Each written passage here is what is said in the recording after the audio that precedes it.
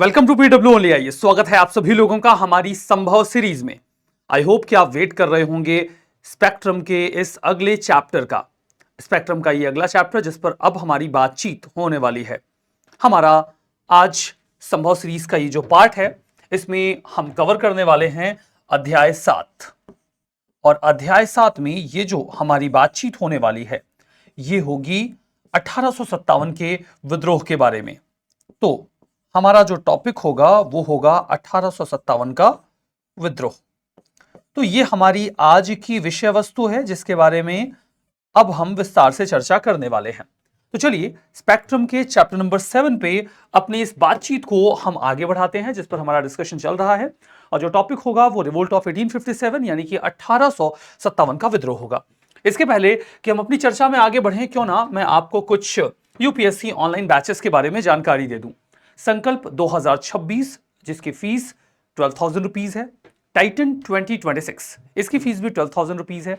संकल्प 2025 इसकी फीस 11,800 है। प्रहार 2025 जिसकी फीस 8,000 रुपीज है। यूपीएससी के ऑप्शनल के कई सारे कोर्सेस अवेलेबल हैं, कई सारे सब्जेक्ट्स अवेलेबल हैं जिनकी फीस आपको 9,000 रुपीज मिलेगी। और आप अवेल कर सकते हैं यूपीएससी प्रारंभ 2027 जो कि 35,000 रुपीज में अवेलेबल होगा। बाकी अगर आप इन कोर्सेज के बारे में कोई डिटेल जानकारी चाहते हैं तो यहां पर कॉन्टैक्ट नंबर गिवन है, आप इस पर कॉन्टैक्ट करेंगे और आपको बाकी की जो स्पेसिफिक डिटेल्स हैं वो इन सभी बैचेस के बारे में मिल जाएगी।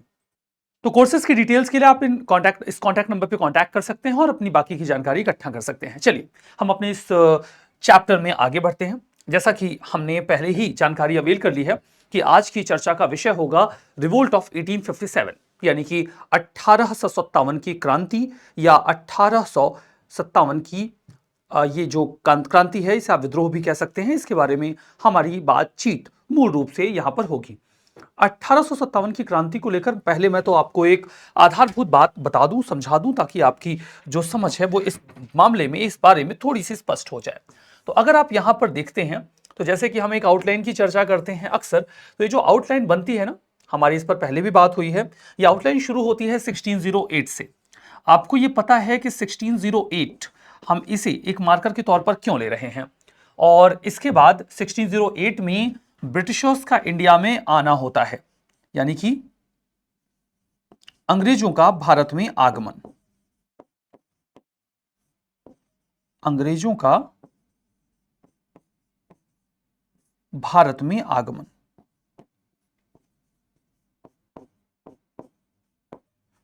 अंग्रेजों का जो भारत में आगमन है वो 1608 में होता है। और 1608 में जब वो भारत में आते हैं उसके बाद भारत में जो परिस्थितियां हैं वो काफी ज्यादा बदल जाती हैं। उसके बारे में उनका जो कब्जा होता है वो हमारी बातचीत होती है। ठीक है, अब यहां पर आप देखिए ये कहानी जो है जो 1608 से शुरू होती है ये कहां पर आकर खत्म होती है। ये खत्म होती है 1947 में, जब हमारा देश आजाद हो जाता है। तो ये कहानी जो 1608 से शुरू होकर 1947 यानी कि 1947 तक जाती है, इसके बीच में आता है एक बहुत ही महत्वपूर्ण पड़ाव। और ये जो महत्वपूर्ण पड़ाव हमें यहां पर देखने को मिलता है, ये हमें यहां देखने को मिलता है 1857 में। 1857 में ये जो महत्वपूर्ण पड़ाव हमें देखने को मिलता है वो एक विद्रोह के रूप में देखने को मिलता है, जो होता है 1857 का विद्रोह। 1857 का विद्रोह। 1857 के विद्रोह तक जब हम पहुंचते हैं तो ऐसा नहीं है कि 1857 के विद्रोह के पूर्व किसी भी प्रकार की कोई क्रांति हो ही नहीं रही थी, वरन इसके पहले कई प्रकार की जो क्रांतियां हैं वो हमें देखने को मिली थी। हमने ये देखा था कि जो अंग्रेजों के भारत में कब्जा करने का क्रम था वो कुछ यूं ही आगे बढ़ता है। ठीक है, वो यूं ही आगे बढ़ता है, मतलब 1857 तक वो भारत के ऊपर अपना कब्जा जमाते हैं और उसके बाद उनकी जो स्थिति है वो भारत में कमजोर होती चली जाती है। लेकिन जैसे कि मैंने आपको पहले भी बताया, ऐसा नहीं है कि ये एकमात्र ऐसा विद्रोह था। इसके पहले कई सारे हमें छोटे मोटे विद्रोह देखने को मिले जिनका कई दफा जो विस्तार था वो काफी ज्यादा था। अगर आप देखें तो ऐसे कई सारे छोटे विद्रोह हमें इसके पहले भी देखने को मिले हैं। लेकिन इसके बाद ये जो 1857 की क्रांति हुई है ना, ये काफी ज्यादा वाइड स्प्रेड थी। तो हमने देखा कि यहां पर जो 1857 की क्रांति का स्केल था वो बहुत ही ज्यादा था। बट इसके पहले भी कई सारी छोटी मोटी क्रांतियां हुई हैं और उन क्रांतियों का जो स्वभाव था, जो स्वरूप था, हमने उसके बारे में लास्ट सेशन में काफी विस्तार से बातचीत की थी। और ऐसा भी नहीं है कि 1857 की क्रांति के बाद ऐसा कोई विद्रोह देखने को नहीं मिला। उसके बाद भी हमें कई सारे विद्रोह देखने को मिले हैं, जो सैन्य विद्रोह के रूप में थे या फिर वो जनजातीय विद्रोह के रूप में थे। तो इस तरीके से हम देखते हैं कि जो विद्रोहों का स्वरूप है ना, वो भारत में 1857 के पूर्व भी रहा है और 1857 के पश्चात भी रहा है। लेकिन अगर आप देखें तो अंग्रेजों का जब भारत में आगमन हुआ तो उनकी शोषणकारी नीतियों की शुरुआत हुई। अंग्रेजों के आगमन के साथ ही उनकी जो शोषणकारी नीति है ना, उसकी भी शुरुआत हो जाती है। अंग्रेजों के आगमन के साथ ही भारत में उनकी शोषणकारी नीति की शुरुआत होती है।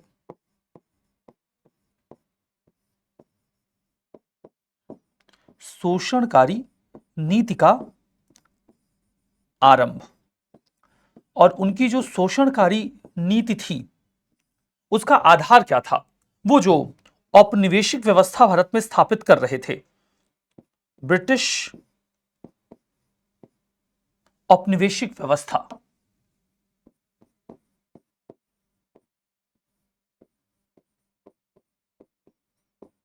ब्रिटिश औपनिवेशिक व्यवस्था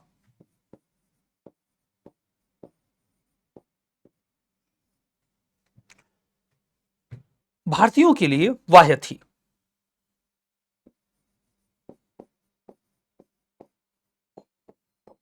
भारतीयों के लिए असंतोषकारी थी।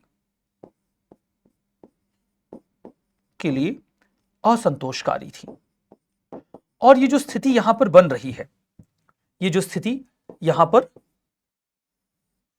रही है, इसके फलस्वरूप कई तरीके के विद्रोहों का उदय होता है।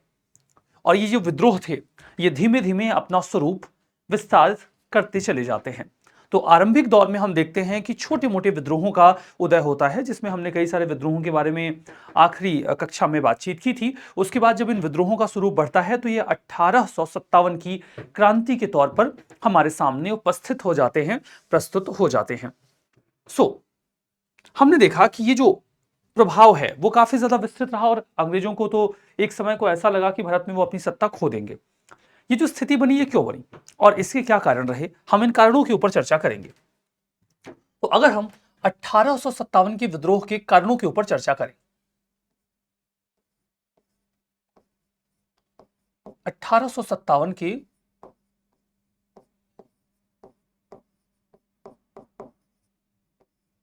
विद्रोह का कारण,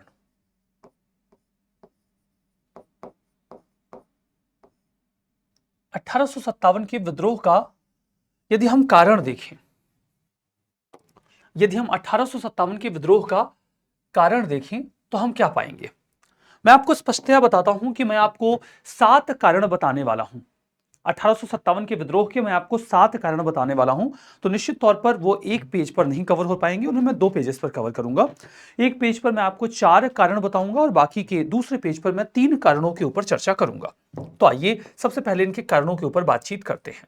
और जब हम इनके कारणों के ऊपर बातचीत कर रहे हैं तो क्यों ना सबसे पहले मैं आर्थिक कारणों पर चर्चा करूं। सबसे पहले हम बात करेंगे आर्थिक कारणों पर।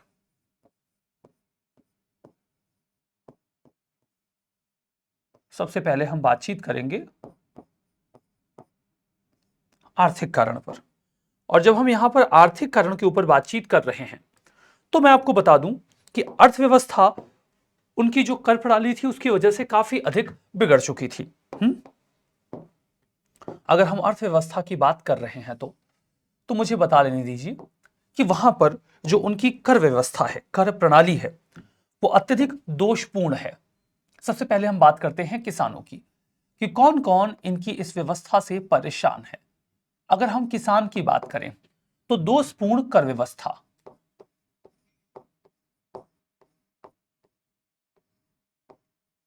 दोषपूर्ण कर व्यवस्था, दोषपूर्ण कर व्यवस्था को अगर हम देखें तो जो स्थायी बंदोबस्त है, इसमें हम क्या देख रहे हैं? स्थायी बंदोबस्त।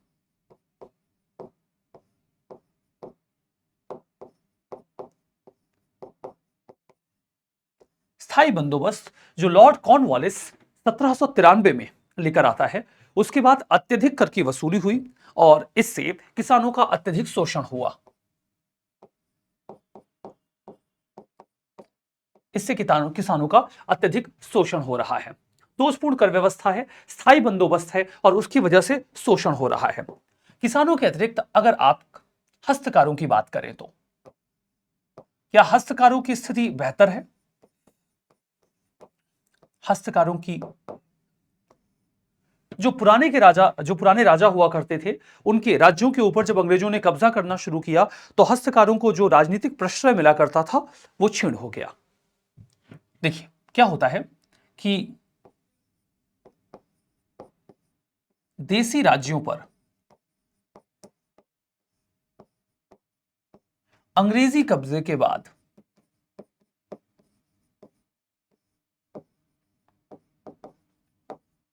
अंग्रेजी कब्जे के पश्चात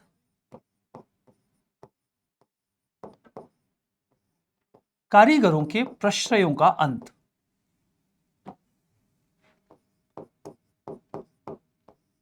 कारीगरों के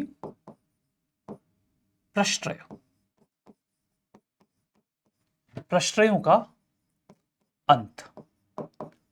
अगर कोई कारीगर है और वो कोई बहुत ही अच्छी पेंटिंग बनाता है, कोई बहुत ही अच्छा हस्तशिल्प बनाता है, तो वो कारीगरी के जो कार्य होते थे वो बहुत ही अधिक महंगे होते थे और ऐसे महंगे वस्तुओं को खरीदने का जो कार्य है वो अक्सर जो राज्य रजवाड़े हुआ करते थे वही करते थे।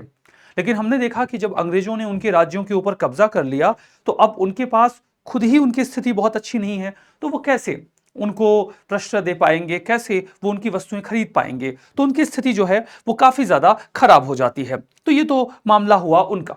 अगर हम उद्योगों की बात करें तो यदि हम बात करें भारत में उत्पन्न उद्योगों की कि उद्योगों के साथ क्या हो रहा है। अगर हम उद्योग की बात करें, ब्रिटिश औद्योगिकरण के कारण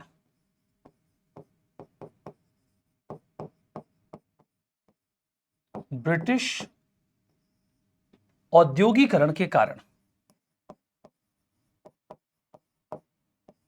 भारतीय उद्योगों का अंत हो रहा है। भारतीय पारंपरिक उद्योगों का, जैसे भारत में भी तो पारंपरिक उद्योग थे ना। उद्योग दो तरीके के होते हैं, पारंपरिक उद्योग होते हैं, आधुनिक उद्योग होते हैं।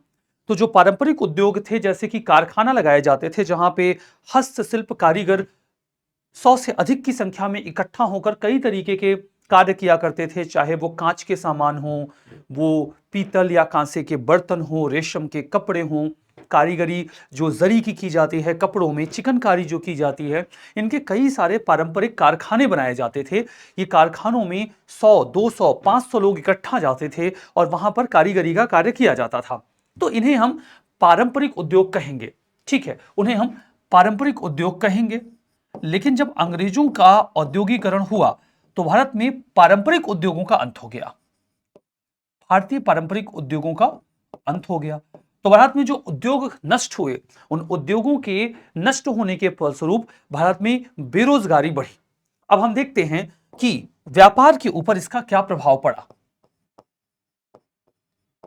जब हम अर्थव्यवस्था की बात कर रहे हैं तो भारतीय व्यापार के ऊपर अंग्रेजों के राज्य की व्यवस्था का क्या प्रभाव पड़ा।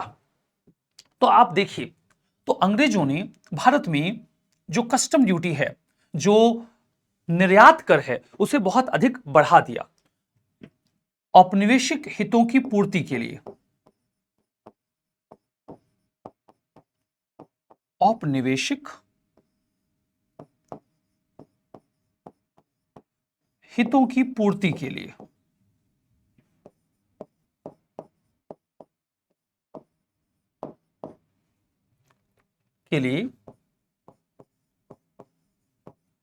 अंग्रेजों ने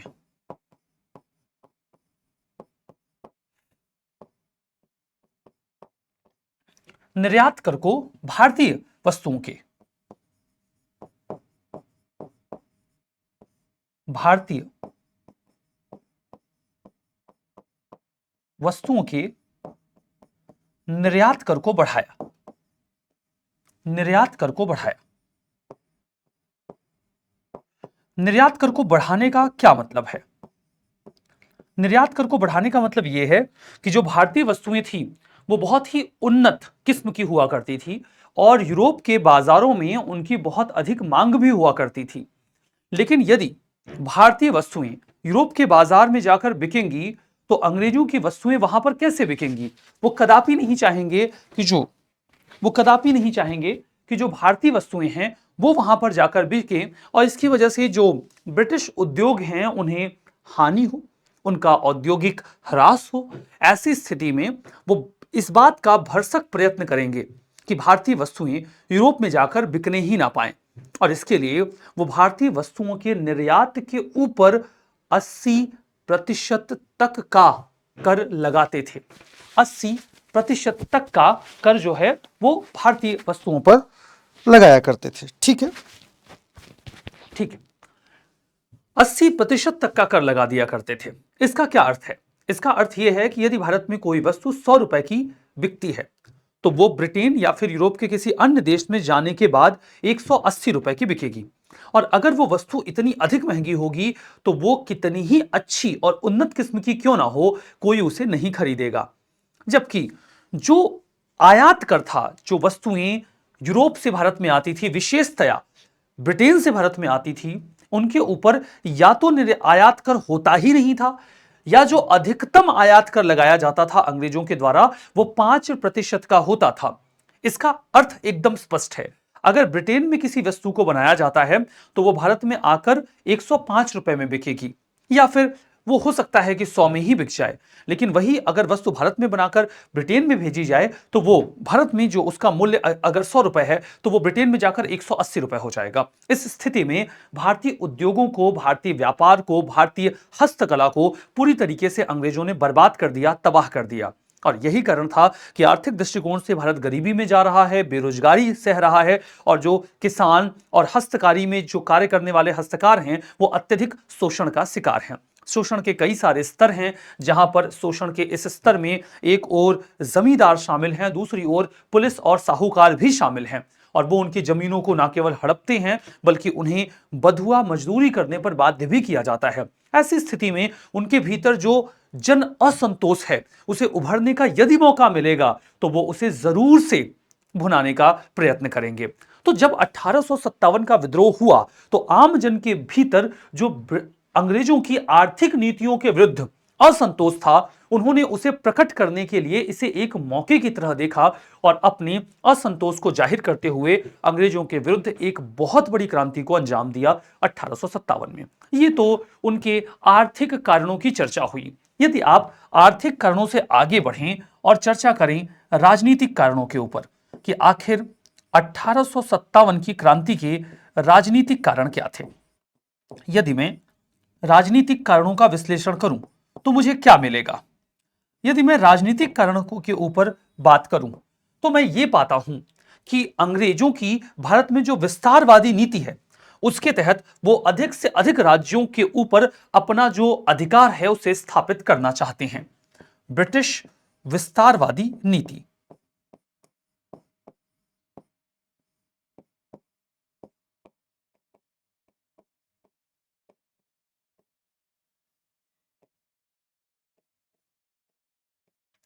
ब्रिटिश विस्तारवादी नीति।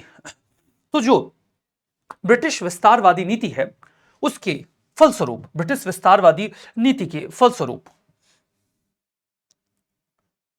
अधिक से अधिक राज्यों के ऊपर कब्जा किया जा रहा है। अधिक से अधिक राज्यों के ऊपर कब्जा, राज्यों के ऊपर कब्जा या अधिकार, अधिक से अधिक राज्यों के ऊपर अधिकार स्थापित करने का प्रयास वो कर रहे हैं। इसमें उनकी कई तरीके की जो नीतियां हैं वो भी कार्यरत है, चाहे वो उनकी जो सब्सिडरी अलायंस है या डॉक्ट्रिन ऑफ लैप्स है जिसे आप व्यपगत का सिद्धांत कह सकते हैं, आप उन नीतियों का यहां पर जिक्र कर सकते हैं। जो विलय की नीति है, विशेषतया व्यपगत का सिद्धांत, क्योंकि 1857 की क्रांति के बिल्कुल पहले जो आपको व्यपगत का सिद्धांत देखने को मिलता है वो अधिक प्रभावी है।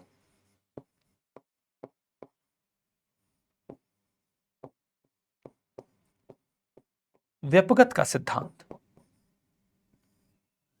ठीक है। तो व्यपगत का सिद्धांत, इसके तहत कई राज्यों के ऊपर कब्जा।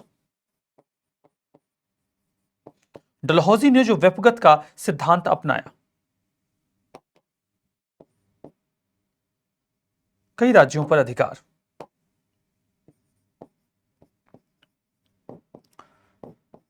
जिसमें हम देखते हैं कि झांसी के ऊपर अधिकार किया जाता है और जो पेशवा नाना साहब थे उन्हें पेंशन देने से भी मना किया जाता है व्यपगत के इसी सिद्धांत के आधार पर, क्योंकि वो अडॉप्टेड सन थे, क्योंकि वो रियल हेयर नहीं थे, बायोलॉजिकल हेयर नहीं थे। ये कारण यहां पर बनता है। तो व्यपगत के सिद्धांत का यहां पर जिक्र किया जाता है। हम देखते हैं कि अवध के ऊपर,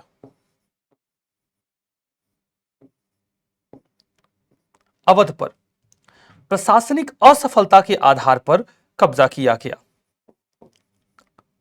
अवध पर प्रशासनिक असफलता कह लीजिए या कुशासन कह लीजिए, प्रशासनिक असफलता अथवा कुशासन, अथवा कुशासन के आधार पर कब्जा।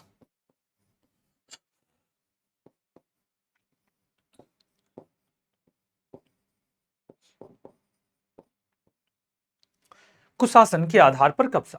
अवध पर प्रशासनिक असफलता अथवा कुशासन के आधार पर जो कब्जा है उसे करने का प्रयास किया गया, उस पर यह प्रयास किया गया। इसके फलस्वरूप हम क्या देखते हैं कि उन्होंने लगभग 20,000 जो तालुकादार थे अवध में उन्हें अपदस्थ कर दिया। और इतने अधिक जो तालुकादार थे, विशेष रूप से 21,000 तालुकादार, अवध में 21,000 तालुकादार,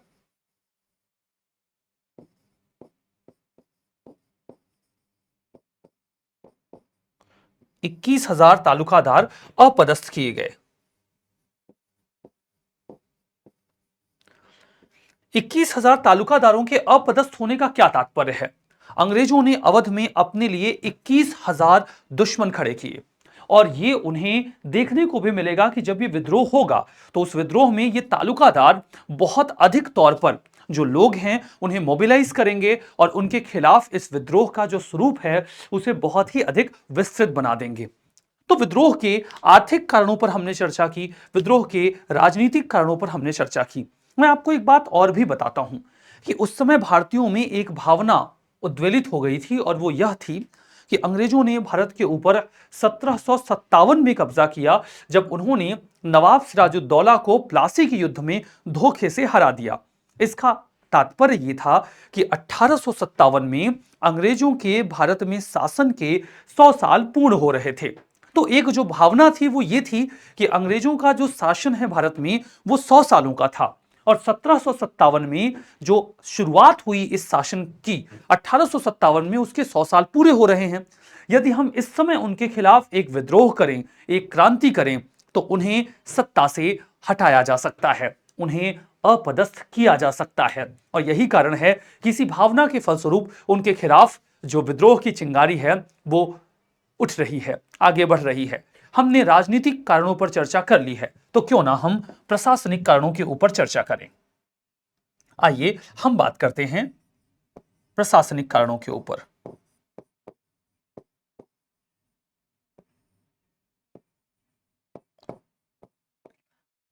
यदि हम प्रशासनिक कारणों के ऊपर चर्चा करें तो हम क्या पाएंगे कि अंग्रेजों की जो प्रशासनिक व्यवस्था थी वो अत्यधिक दूषित थी,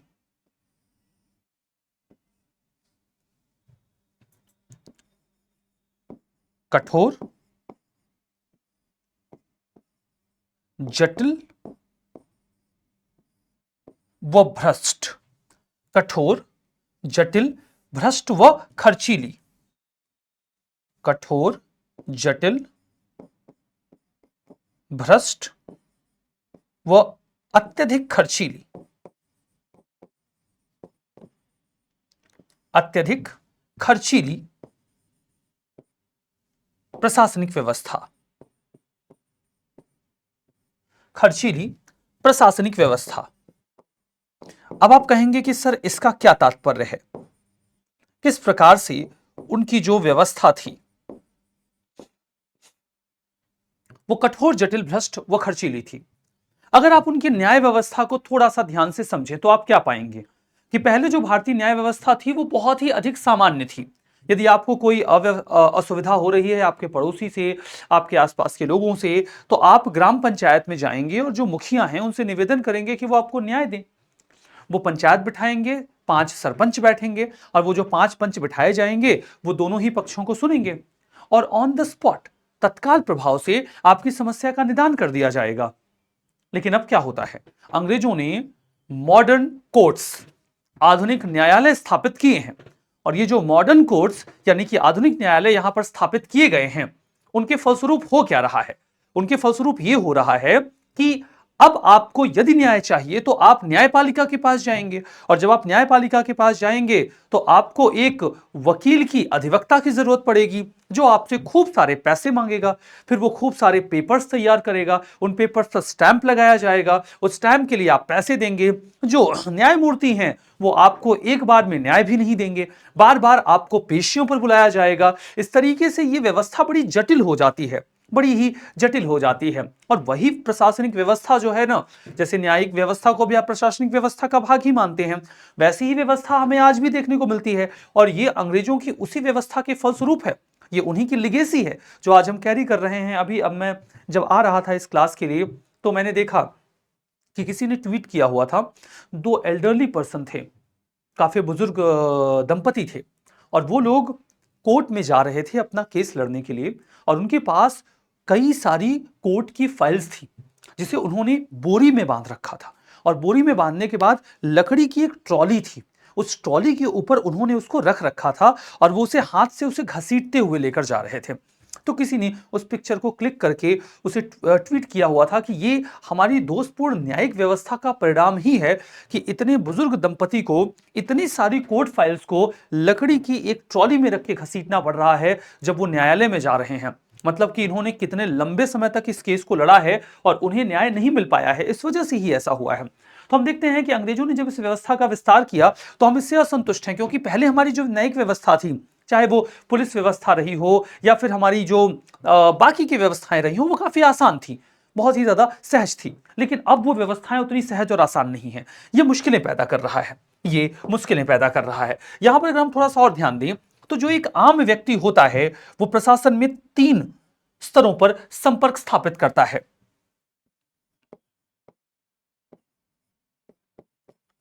आम जन के लिए या आम व्यक्ति के लिए, आम जन के लिए प्रशासन के संपर्क सूत्र, प्रशासन के संपर्क सूत्र क्या होते हैं? प्रशासन के संपर्क सूत्र क्या होते हैं? अगर एक आम इंसान को प्रशासन से जुड़ना है तो उसके जुड़ने के 3 ही आयाम होते हैं, आप ध्यान दीजिए। सबसे पहले तो उसका सामना होता है पुलिस से।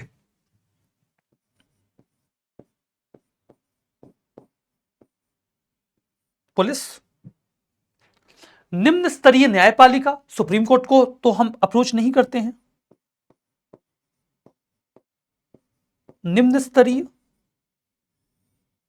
न्यायपालिका, आप लोकल कोर्ट में जाते हैं, डिस्ट्रिक्ट कोर्ट में जाते हैं, ऐसा होता है ना। प्लस सिविल सेवक, प्लस सिविल सेवक, ठीक है। अगर आपको प्रशासन से जोड़ना है तो यही 3 कड़ियां हैं जो आपको प्रशासन से जोड़ती हैं। भला मैं अपनी समस्या के लिए पीएमओ में थोड़ी जाता हूं कि मैं प्रधानमंत्री कार्यालय में जा रहा हूं कि मेरा अब जो कार्य है वो रुक गया है और अब प्रधानमंत्री कार्यालय मेरा कार्य करवाएगा, ऐसा तो नहीं होता है। अगर मेरी कोई समस्या है तो या तो मैं पुलिस के पास जाऊंगा, मैं सीधा कमिश्नर के पास भी नहीं जाता हूं, ठीक है, आईजी या डीआईजी के पास भी नहीं जाता हूं, मैं निम्न स्तरीय जो पुलिस है मैं उसके पास अपनी समस्याएं लेकर जाता हूं। अगर मुझे मेरी समस्या है तो मैं प्रिंसिपल सेक्रेटरी के पास नहीं जाता हूं, मैं अपने जिले के एसडीएम या फिर डीएम के पास अपनी समस्या लेकर जाता हूं।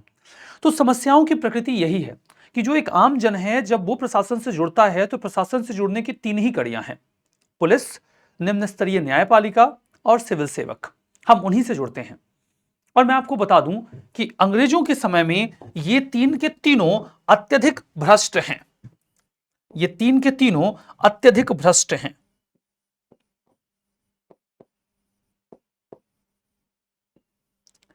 अत्यधिक भ्रष्ट हैं और इस भ्रष्टाचार से आम जन बहुत ही ज्यादा परेशान है। जैसे कि मैं आपको बताऊं कि सबसे महत्वपूर्ण पद कौन सा होता है भारत में। भारत में सबसे अधिक महत्वपूर्ण पद अगर कोई है तो वो है दरोगा का। दरोगा से महत्वपूर्ण पद भारत में कोई नहीं है। अगर आपकी समस्या है तो उसका निदान दरोगा ही करेगा। आप किसी को फोन कर लीजिए, आप पीएमओ में फोन कर लीजिए, वो फोन कई सारी कड़ियों से घूमते हुए अंततः उसी दरोगा के पास आएगा और आपका कार्य वो दरोगा ही करेगा। ऐसे एक बूढ़ी दादी थी, काफी लंबा चला उनका केस। 30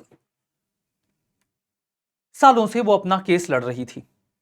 30 सालों के बाद बूढ़ी दादी का केस फाइनली क्लियर हुआ और फैसला बूढ़ी दादी के पक्ष में गया। जज साहब बड़े प्रसन्न हुए बूढ़ी दादी के पक्ष में फैसला सुनाते हुए कि बूढ़ी दादी, काफी लंबे समय के बाद, संघर्षों के बाद अंततः यह फैसला आपके पक्ष में गया है। जज साहब इस बात को लेकर बड़े ही खुश थे और वो कहते हैं कि अम्मा खुश हो ना, फैसला तुम्हारे पक्ष में आया है। अम्मा ने कहा, हां बिटवा, हम बहुत खुश हैं। भगवान करें तुम बहुत खुशी रहो, संपन्न रहो, तुम्हारी तरक्की हो, तुम्हारी भगवान करे इतनी तरक्की हो कि तुम दरोगा बन जाओ। जज साहब मुस्कुराए और उन्होंने बोला कि दादी अम्मा, हम जज हैं, दरोगा हमसे नीचे आता है, हम दरोगा से बड़े हैं। हम दरोगा कैसे बनेंगे बड़े होकर? बूढ़ी दादी ने कहा कि भैया हम ये सब का जाने, हमारी निगाह में तो सबसे बड़ा दरोगा ही है। 30 साल पहले जब हमारा केस आया था तभी दरोगा ने कहा था, अम्मा 5,000 रुपया दे दो, 5 मिनट में तुम्हारा केस सॉल्व कर देंगे। हमने उनको पैसा नहीं दिया। अब देखिए, आपसे तो 30 साल लग गए केस सॉल्व करने में और दरोगा जो है वो 5 मिनट में हमारा केस सॉल्व कर देता आज से 30 साल पहले। तो हमारे लिए तो वही सबसे बड़ा है। भगवान करे तुम्हारी भी तरक्की हो और तुम भी दरोगा बन जाओ। ये दिखाता है कि हमारी न्याय व्यवस्था कितनी क्लिष्ट है और कितनी खर्चीली है, समय लेने वाली है। आम जन इस व्यवस्था से आज भी परेशान है और अंग्रेजों के समय तो ये व्यवस्था अत्यधिक परेशान करने वाली थी, वो इससे और भी अधिक परेशान रहा करते थे। ये जो प्रशासनिक कारण है जिनसे आम जन परेशान थे, वो भी भारतीयों की नाराजगी का कारण था। इस प्रशासनिक कारण के अतिरिक्त अगर आप जाएं तो आपको मिलेंगे धार्मिक व सांस्कृतिक कारण। मैं धार्मिक कारणों की बात करता हूं।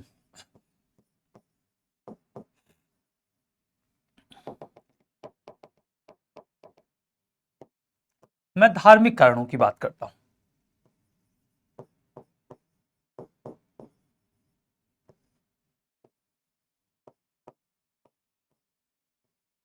मैं धार्मिक कारणों की बात करता हूं।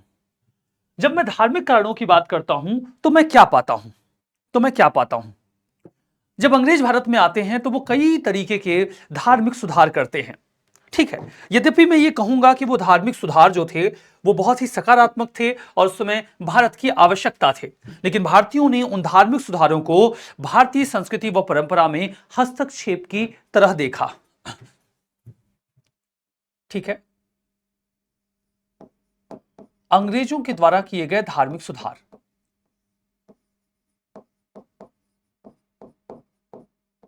अंग्रेजों के द्वारा किए गए धार्मिक सुधार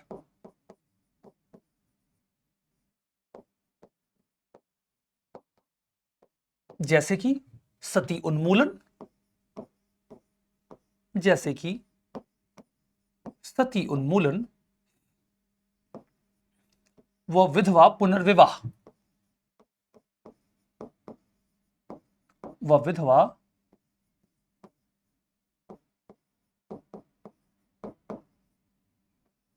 पुनर्विवाह। विधवा पुनर्विवाह भारतीयों ने इसे भारतीय संस्कृति व परंपरा में हस्तक्षेप की तरह देखा। भारतीयों के लिए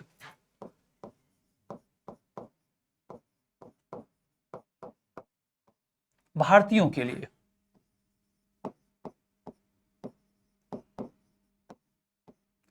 भारतीय संस्कृति में हस्तक्षेप।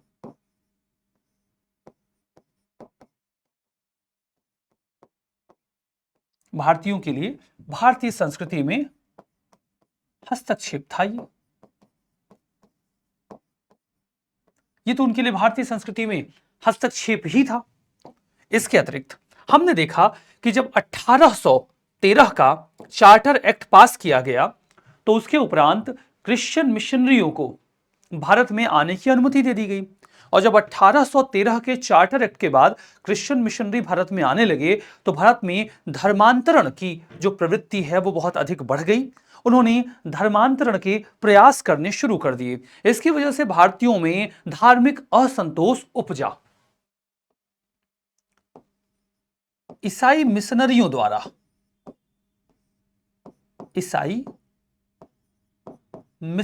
द्वारा धर्मांतरण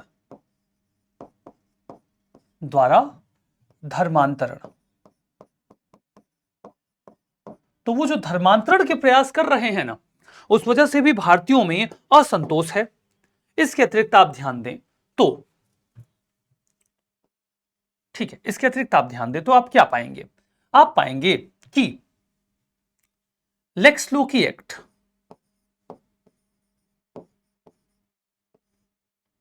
लेक्स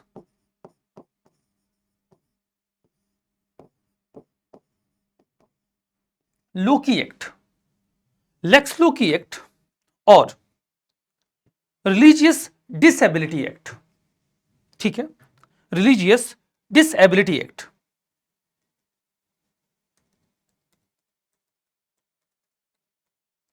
ये दो ऐसे कानून हैं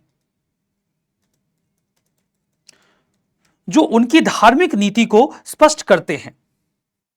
ठीक है, धार्मिक निर्योग्यता अधिनियम लेक्स लोकी एक्ट व धार्मिक निर्योग्यता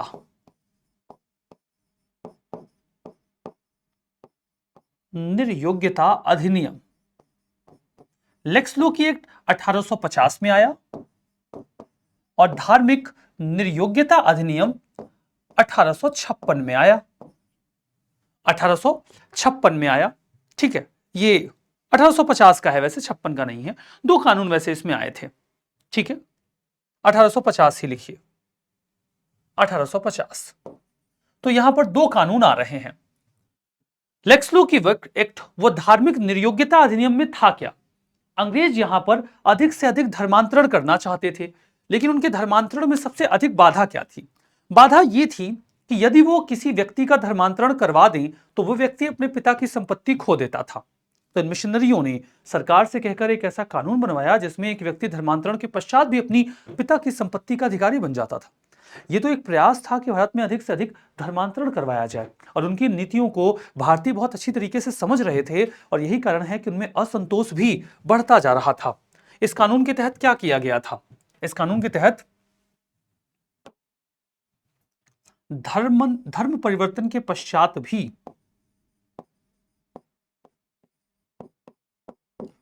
धर्म परिवर्तन के पश्चात भी पिता की संपत्ति पर अधिकार, पिता की संपत्ति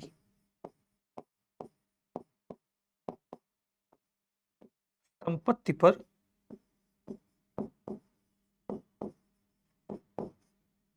अधिकार, धर्म परिवर्तन के पश्चात भी पिता की संपत्ति पर अधिकार दे दिया अंग्रेजों ने इस कानून के तहत। तो ये भी तो धार्मिक असंतोष का कारण बन गया कि नहीं? तो हमने यहां पर आर्थिक कारण, राजनीतिक कारण, प्रशासनिक कारण व धार्मिक कारणों के ऊपर चर्चा की।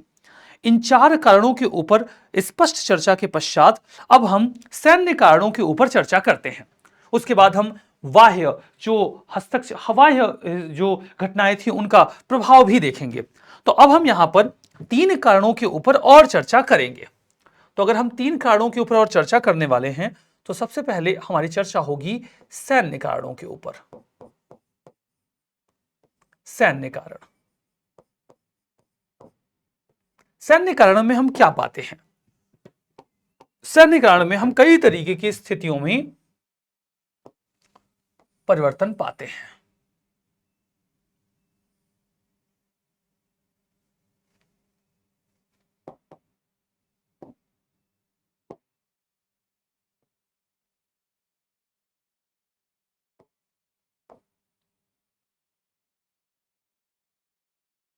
ठीक है, तो यदि हम सैन्य कारणों पर चर्चा करें तो सबसे पहले हम क्या पाएंगे?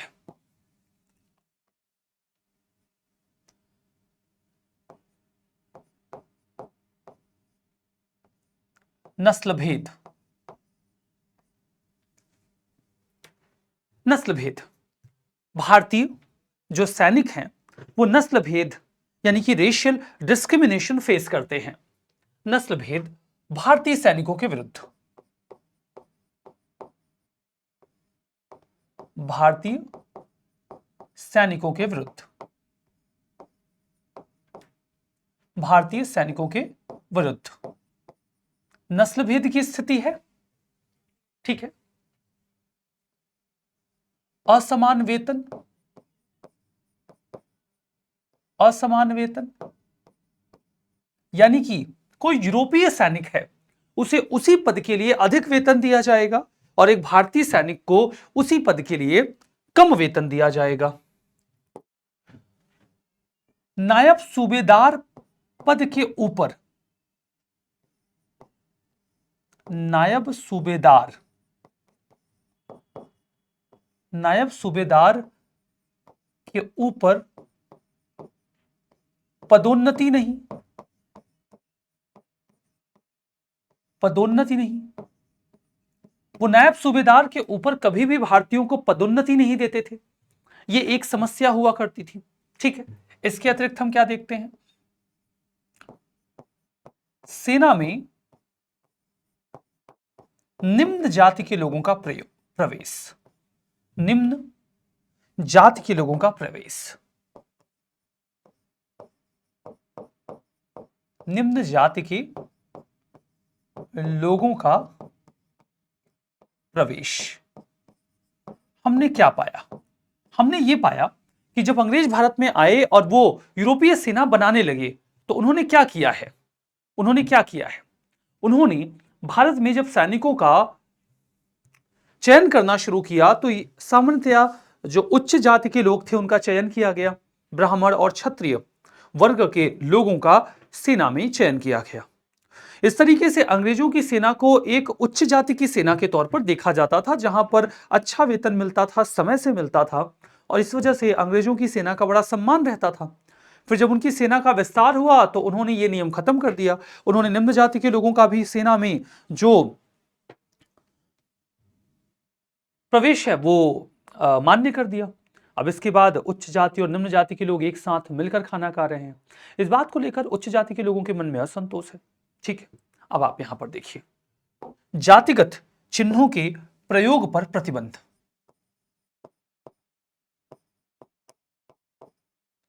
जातिगत चिन्हों, चिन्हों के प्रयोग, के प्रयोग पर प्रतिबंध। जातिगत चिन्हों के प्रयोग पे प्रतिबंध से हमारा क्या तात्पर्य है? जैसे कि तिलक,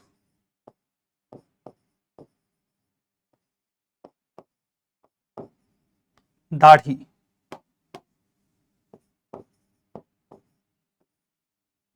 व टोपी। तिलक, दाढ़ी व टोपी, इसके इस्तेमाल के ऊपर वो प्रतिबंध लगा रहे हैं। इसके इस्तेमाल के ऊपर वो प्रतिबंध लगा रहे हैं।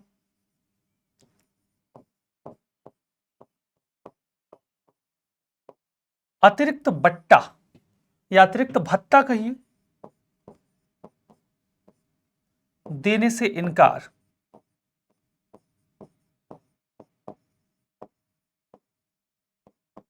अंग्रेजों ने अतिरिक्त भत्ता देने से इनकार कर दिया है। अतिरिक्त भत्ता देने से इनकार कर देने का क्या मतलब है? जब भी कोई भारतीय भारत की सीमा के बाहर जाता था, वो एक्टिव सर्विस और पैसिव सर्विस का कॉन्सेप्ट हुआ करता था कि अगर आप छावनी में हैं, मतलब आप पैसिव सर्विस में हैं, तो आपकी सैलरी कम होगी। लेकिन जब आप एक्टिव सर्विस में जाएंगे, यानी कि आप किसी युद्ध में लड़ने जाएंगे, तो आपको अतिरिक्त जो वेतन है वो दिया जाएगा। उसे भत्ता कहा जाता था या बट्टा भी कहा जाता था। बट्टा या भत्ता दोनों कहा जाता था। इवन सिंध और पंजाब में भी जब वो लड़ने जाते थे तो उन्हें यह अतिरिक्त भत्ता दिया जाता था। बाद में अंग्रेजों ने अतिरिक्त भत्ता देने से मना कर दिया, तो उनके मन में काफी असंतोष जागृत हुआ कि ऐसा पहले तो नहीं होता था, अब ऐसा क्यों हो रहा है। माफ करिएगा। माफ करिएगा। तो देखिए, वो अतिरिक्त भत्ता देने से भी इनकार कर देते हैं जो उन्हें एक्टिव सर्विस के लिए दिया जाता था। ठीक है, अब हम यहां पर देखते हैं कि और क्या होता है। हमने देखा कि भारत में यदि आप समुद्र को पार कर लें तो आपकी जाति का अंत मान लिया जाता था। समुद्र को पार कर लेने पर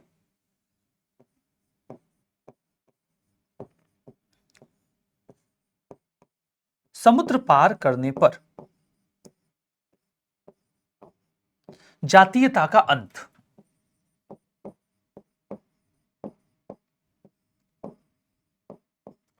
जातीयता का अंत।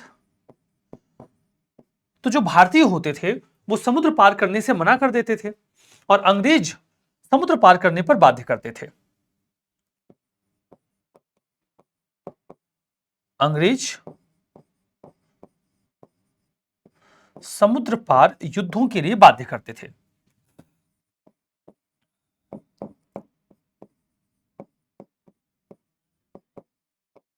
युद्धों के लिए बाध्य करते थे।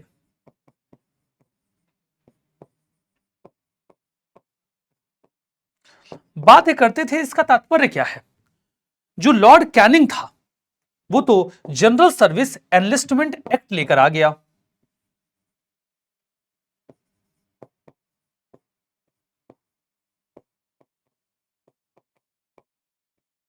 लॉर्ड कैनिंग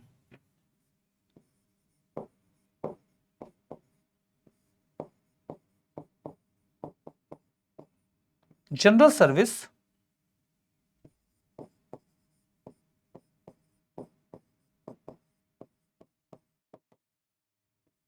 एनलिस्टमेंट अधिनियम लेकर आ गया।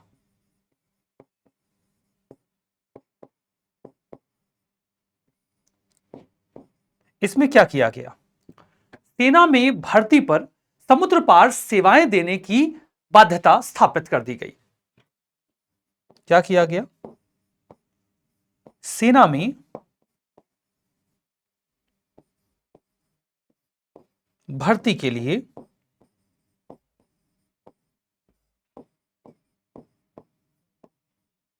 समुद्र पार सेवाएं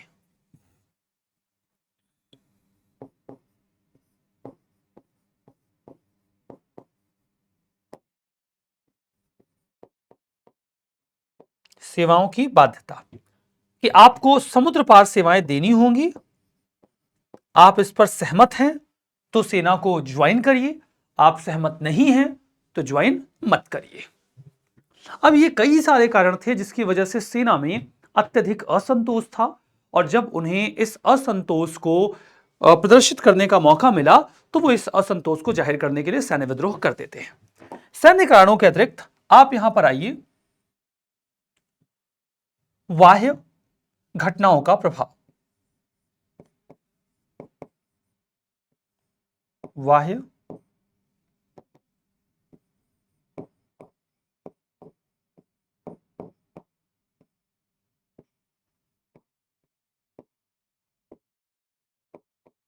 घटनाओं का प्रभाव। बाह्य घटनाओं का प्रभाव मतलब क्या? कुछ ऐसी घटनाएं हुई जिनको लेकर हमारे मन में थोड़ा कॉन्फिडेंस आया। जैसे हमें क्या लगता था कि अंग्रेजों को हराया नहीं जा सकता, वो इनविंसिबल हैं, अजेय हैं। लेकिन कुछ ऐसी घटनाएं घटित हुई जिन्होंने इस बात को प्रदर्शित किया कि वो अजेय नहीं है। जैसे कि अफगान युद्ध।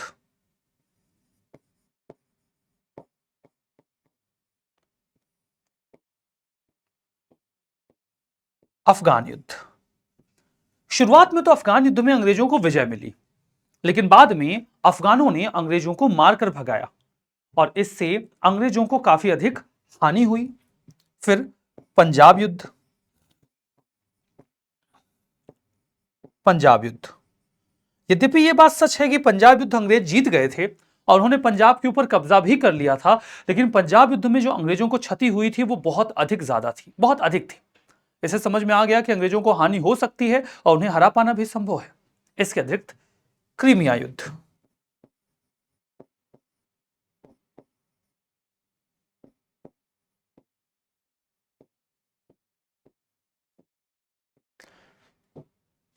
अठारह सौ 55-56 में जो क्रीमिया का युद्ध हुआ, उसमें क्रीमिया, जो कि आज यूक्रेन का क्षेत्र है और रूस ने उसके ऊपर कब्जा कर रखा है, वो पहले ऑटोमन टर्की का क्षेत्र हुआ करता था। तो ऑटोमन टर्की के इस क्षेत्र के ऊपर कब्जा करने के लिए रूस ने हमला किया था।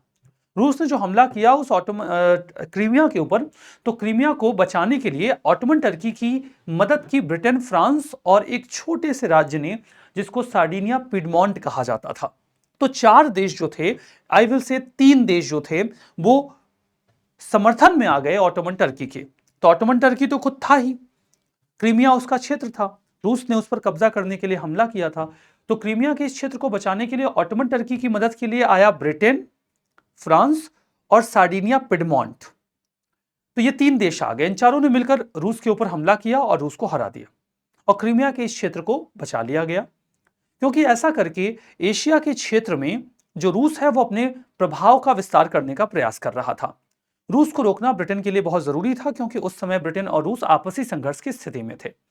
हमने देखा कि यद्यपि यह बात सत्य है कि अंग्रेजों ने क्रीमिया के युद्ध में रूस को रोकने में सफलता पाई और वो क्रीमिया के युद्ध को जीत भी गए, लेकिन क्रीमिया के इस युद्ध में अंग्रेजों को इतना नुकसान हुआ कि समझिए कि वो हारते हारते ही जीते थे। और हमने ये चीज जानी और समझी थी, हमें समझ में आ गया। फिर मामला आता है तात्कालिक कारणों का। फिर मामला आता है तात्कालिक कारण।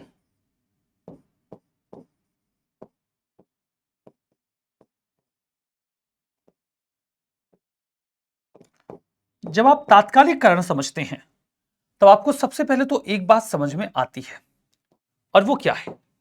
वो ये है कि एक अफवाह फैली।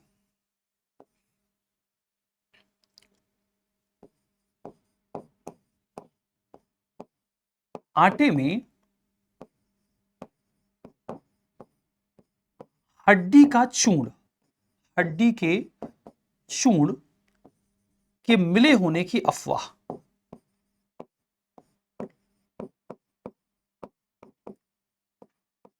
होने की अफवाह। खबर आई कि अंग्रेज जो सेना में सैनिकों के लिए रोटी बनाई जाती है उसमें हड्डी का चूर्ण मिला रहे हैं, चूरा मिक्स करके। क्यों? ताकि उनका धर्म भ्रष्ट हो जाए।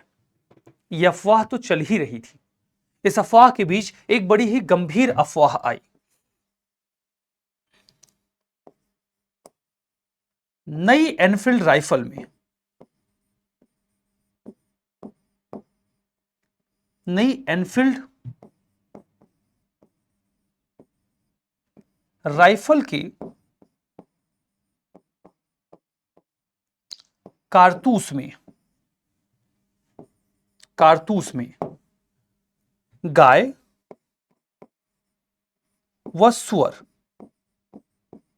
गाय व सुअर की चर्बी के मिले होने की अफवाह, कि चर्बी के मिले होने की अफवाह।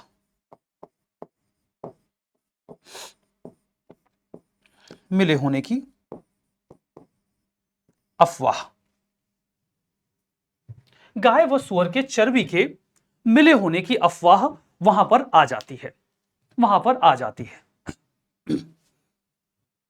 और जब गाय व सुअर के चर्बी के मिले होने की अफवाह वहां पर आती है, तो हम क्या पाते हैं?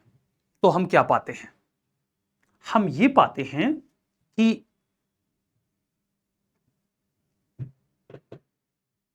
सैनिकों में बड़ा रोष था, और सैनिकों में ये जो रोष था, ये क्यों था? ये रोष क्यों था? देखिए, मामला क्या था। पहले जो अंग्रेज पहले जो अंग्रेज बंदूकें इस्तेमाल किया करते थे, उनमें कुछ खामियां थी। खामियां ऐसी थी कि सैनिकों को 2 बैग्स कैरी करने पड़ते थे। एक बैग में वो गन पाउडर रखते थे, यानी कि बारूद, और दूसरे बैग में वो रखा करते थे कारतूस, गन्स की बुलेट्स, कारतूस नहीं, बुलेट्स।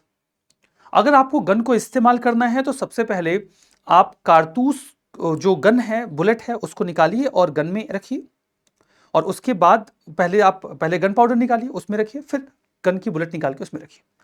और गन पाउडर को जैसे ही आप भरते हैं, तो गन पाउडर को भरने के बाद रॉड एक लगी होती है गन में, उसको निकाल के उसको सॉलिडिफाई करिए। एक बार आपने सॉलिडिफाई कर लिया, फिर आप बुलेट डाल दीजिए और फिर आप फायर करिए। अब इस पूरी प्रक्रिया में कुछ खामियां थी। खामी नंबर 1, आपको 2 बैग्स कैरी करने होंगे। एक बैग जिसमें होगा बुलेट और दूसरा जिसमें होगा बारूद। और जब आप इन दोनों को कैरी कर रहे हैं, तो इन दोनों को कैरी करना अपने आप में काफी मुश्किल काम होगा। ये अपने आप में काफी मुश्किल काम हो जाएगा ना, इनको कैरी करना मुश्किल है युद्ध के क्षेत्र में, जब आपकी जान को खतरा हो। दूसरा, इस पूरी प्रक्रिया में काफी समय लगता था, तो आप कम गोलियां फायर कर पाते थे इसके पहले कि 2 आर्मीज आपस में टकरा जाएं।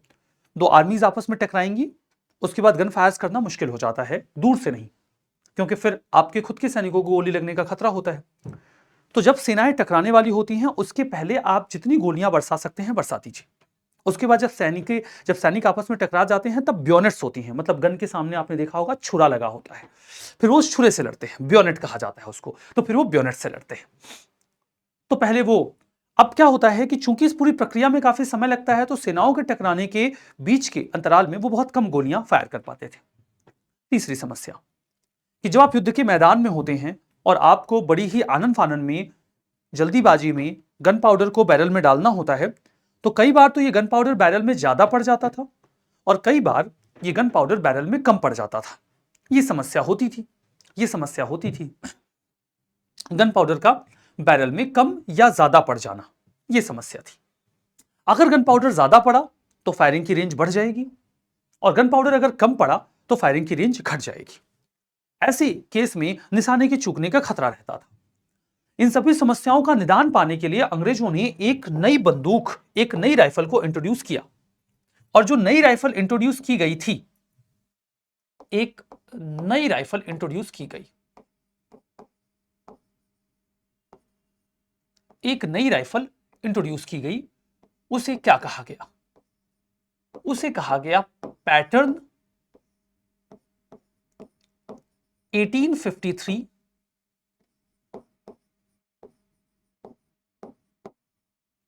Enfield rifle Muscat. Enfield rifle Muscat, ये इस नई राइफल का नाम था, पैटर्न 1853 एनफील्ड राइफल मस्कट। और जब ये पैटर्न 1853 एनफील्ड राइफल मस्कट आती है, तो क्या होता है? इसमें सबसे पहले तो इस समस्या के निदान के लिए एक कार्ट्रिज तैयार किया गया, कारतूस। ये कारतूस कैसा होता था? ये पेपर से बना हुआ एक ऐसा स्ट्रक्चर होता था जिसके मुहाने को ऐसे लपेट के बांध दिया जाता था, और ये जो कारतूस होता था ना, इस कारतूस के निचले हिस्से में होती थी एक बुलेट,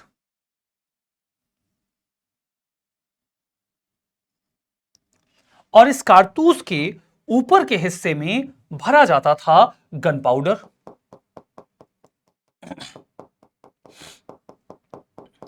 तो ये भरा है गन पाउडर और ये है कारतूस।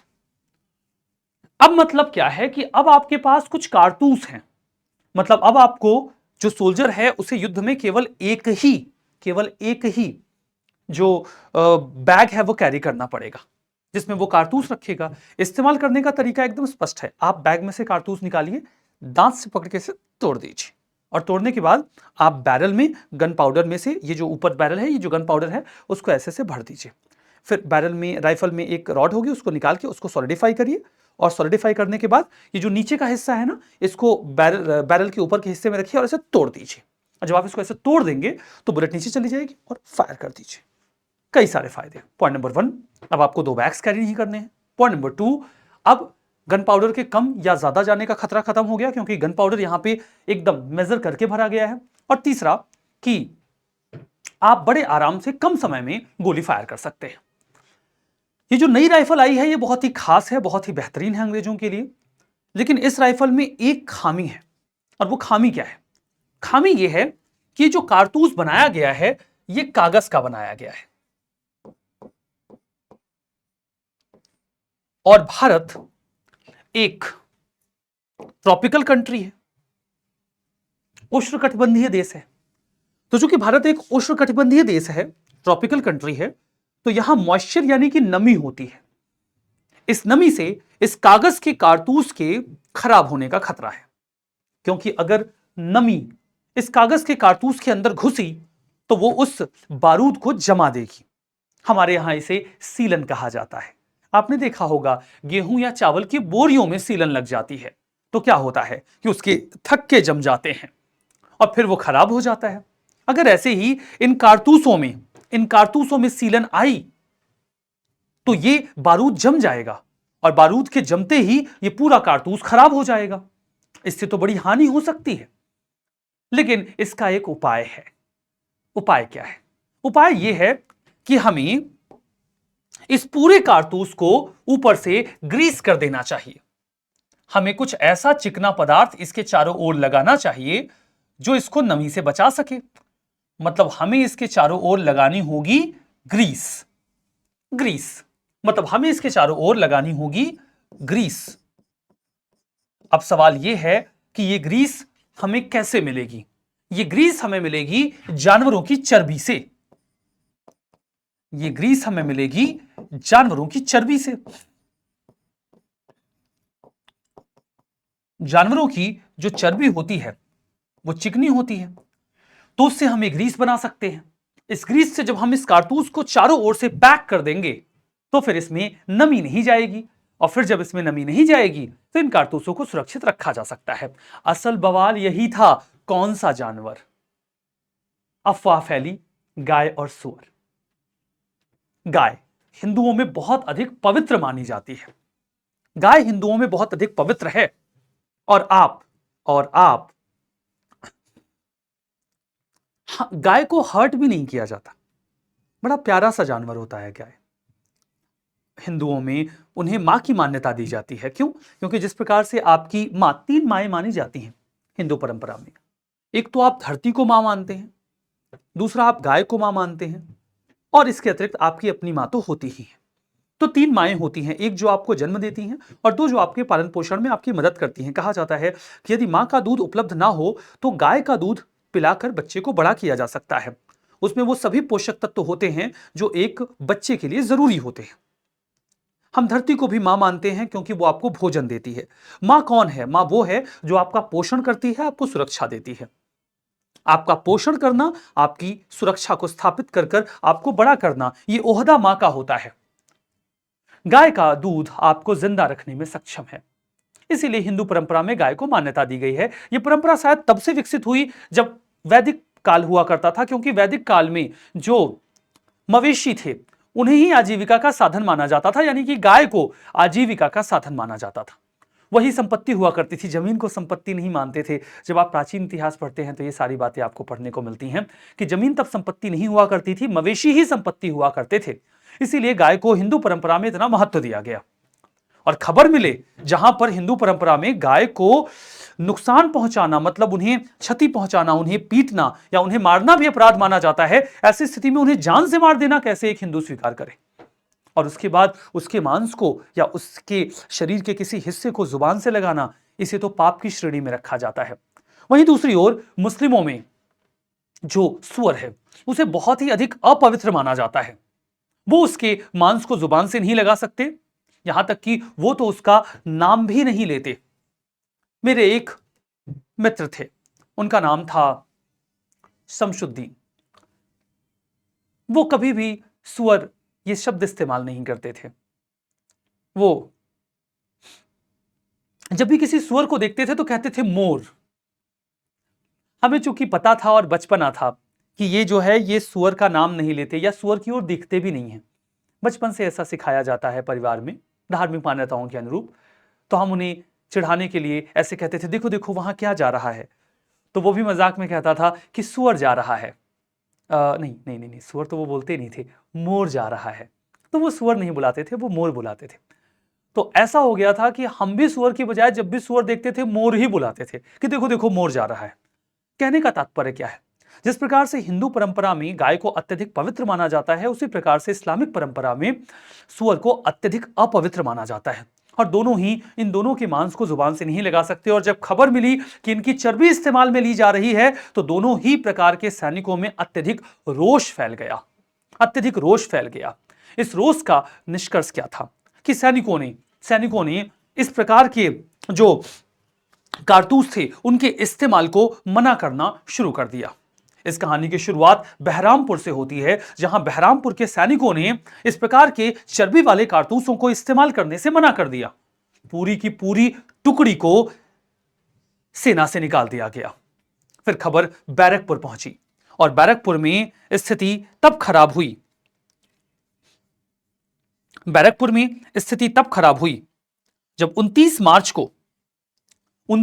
को 34th नेटिव इन्फेंट्री के एक सैनिक मंगल पांडे ने इस चर्बी वाले कारतूस के इस्तेमाल को मना कर दिया। तो हमने देखा कि फरवरी 1857 में बहरामपुर में जो 19th नेटिव इन्फेंट्री थी उसने इस चर्बी वाले कारतूस को इस्तेमाल करने से मना किया और पूरी की पूरी इन्फेंट्री को डिसबैंड कर दिया गया। वहीं दूसरी ओर 29 मार्च को 34th नेटिव इन्फेंट्री के सैनिक मंगल पांडे ने इस चर्बी वाले कारतूस के इस्तेमाल से मना किया। लेकिन मंगल पांडे की कहानी उसके पहले की है। मंगल पांडे ब्राह्मण थे।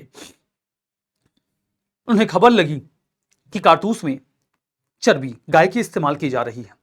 वो नाराज थे। वो अपनी सुपीरियर कमांडर के पास गए। उन्होंने कहा कि मुझे खबर लगी है कि चर्बी में कारतूस कारतूस है उसमें चर्बी जो है वो गाय के मांस से बनाई जा रही है। उनके सुपीरियर कमांडर ने कहा कि मैं इस बात की जानकारी लूंगा अगर ऐसी अफवाह है तो। उन्होंने अपने सुपीरियर कमांडर से पूछा होगा और उनको बताया गया होगा कि नहीं नहीं नहीं ऐसा कुछ नहीं है, सब अफवाह है। तो मंगल पांडे के सुपीरियर कमांडर ने कहा कि मेरा भरोसा करो, ये सब केवल अफवाहें हैं। हमें अगर चर्बी चाहिए होगी तो यहां बहुत सारे जानवर हैं, गाय और सुअर ही क्यों? सवाल सही था, गाय और सुअर ही क्यों?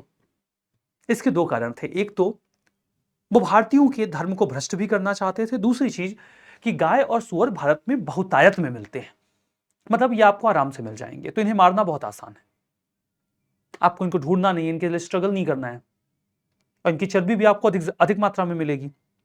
मंगल पांडे उनके सुपीरियर कमांडर से मिले इस आश्वासन से आश्वस्त हो गए कि सब अफवाह है। मंगल पांडे ने ये चर्बी वाले कारतूस दांत से खींचे भी और इनका इस्तेमाल भी किया। थोड़े समय के बाद एक दिन ऐसा था कि वो नहा धो के अपने बैरक से निकले थे और नहाने के बाद हिंदू परंपरा में सूर्य को जल दिया जाता है। तो वो सूर्य को जल देने के लिए जाते हैं, जल अर्पित करने के लिए। तो वो लोटे में सूर्य को जल अर्पित करने के लिए जा रहे थे। एक व्यक्ति थे, साफ सफाई किया करते थे, निम्न जाति से बिलोंग करते थे। उनकी झाड़ू मंगल पांडे को छू गई, वो सफाई कर रहे थे।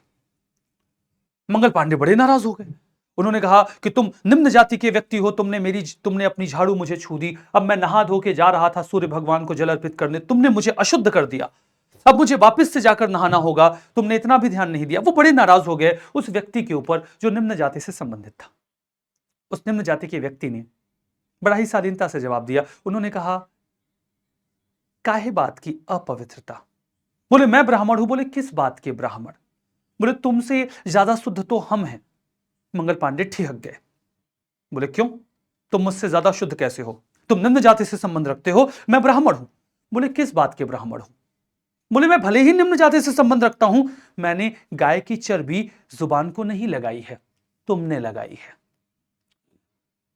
मैं निम्न जाति का ही सही, लेकिन पवित्र हिंदू हूं। मैंने गाय की चर्बी अपनी जुबान से नहीं लगाई है, वो तो तुमने लगाई है। तुम किस मुंह से कह रहे हो कि मैंने तुम्हें अपवित्र कर दिया है? तुम मेरे नजदीक से गुजर के मुझे अपवित्र कर रहे हो। तुम किस बात की बात कर रहे हो? मंगल पांडे एकदम गुस्से में बोले, ये सब अफवाह है, सब फालतू की बातें हैं, मैंने पता किया था। बोले किससे पता किया था? अंग्रेजों से। मंगल पांडे का दिमाग घूम गया। उन्होंने कहा तुम्हें कैसे पता कि ये बात सच है? बोले मुझको पता है, मुझे सब पता है।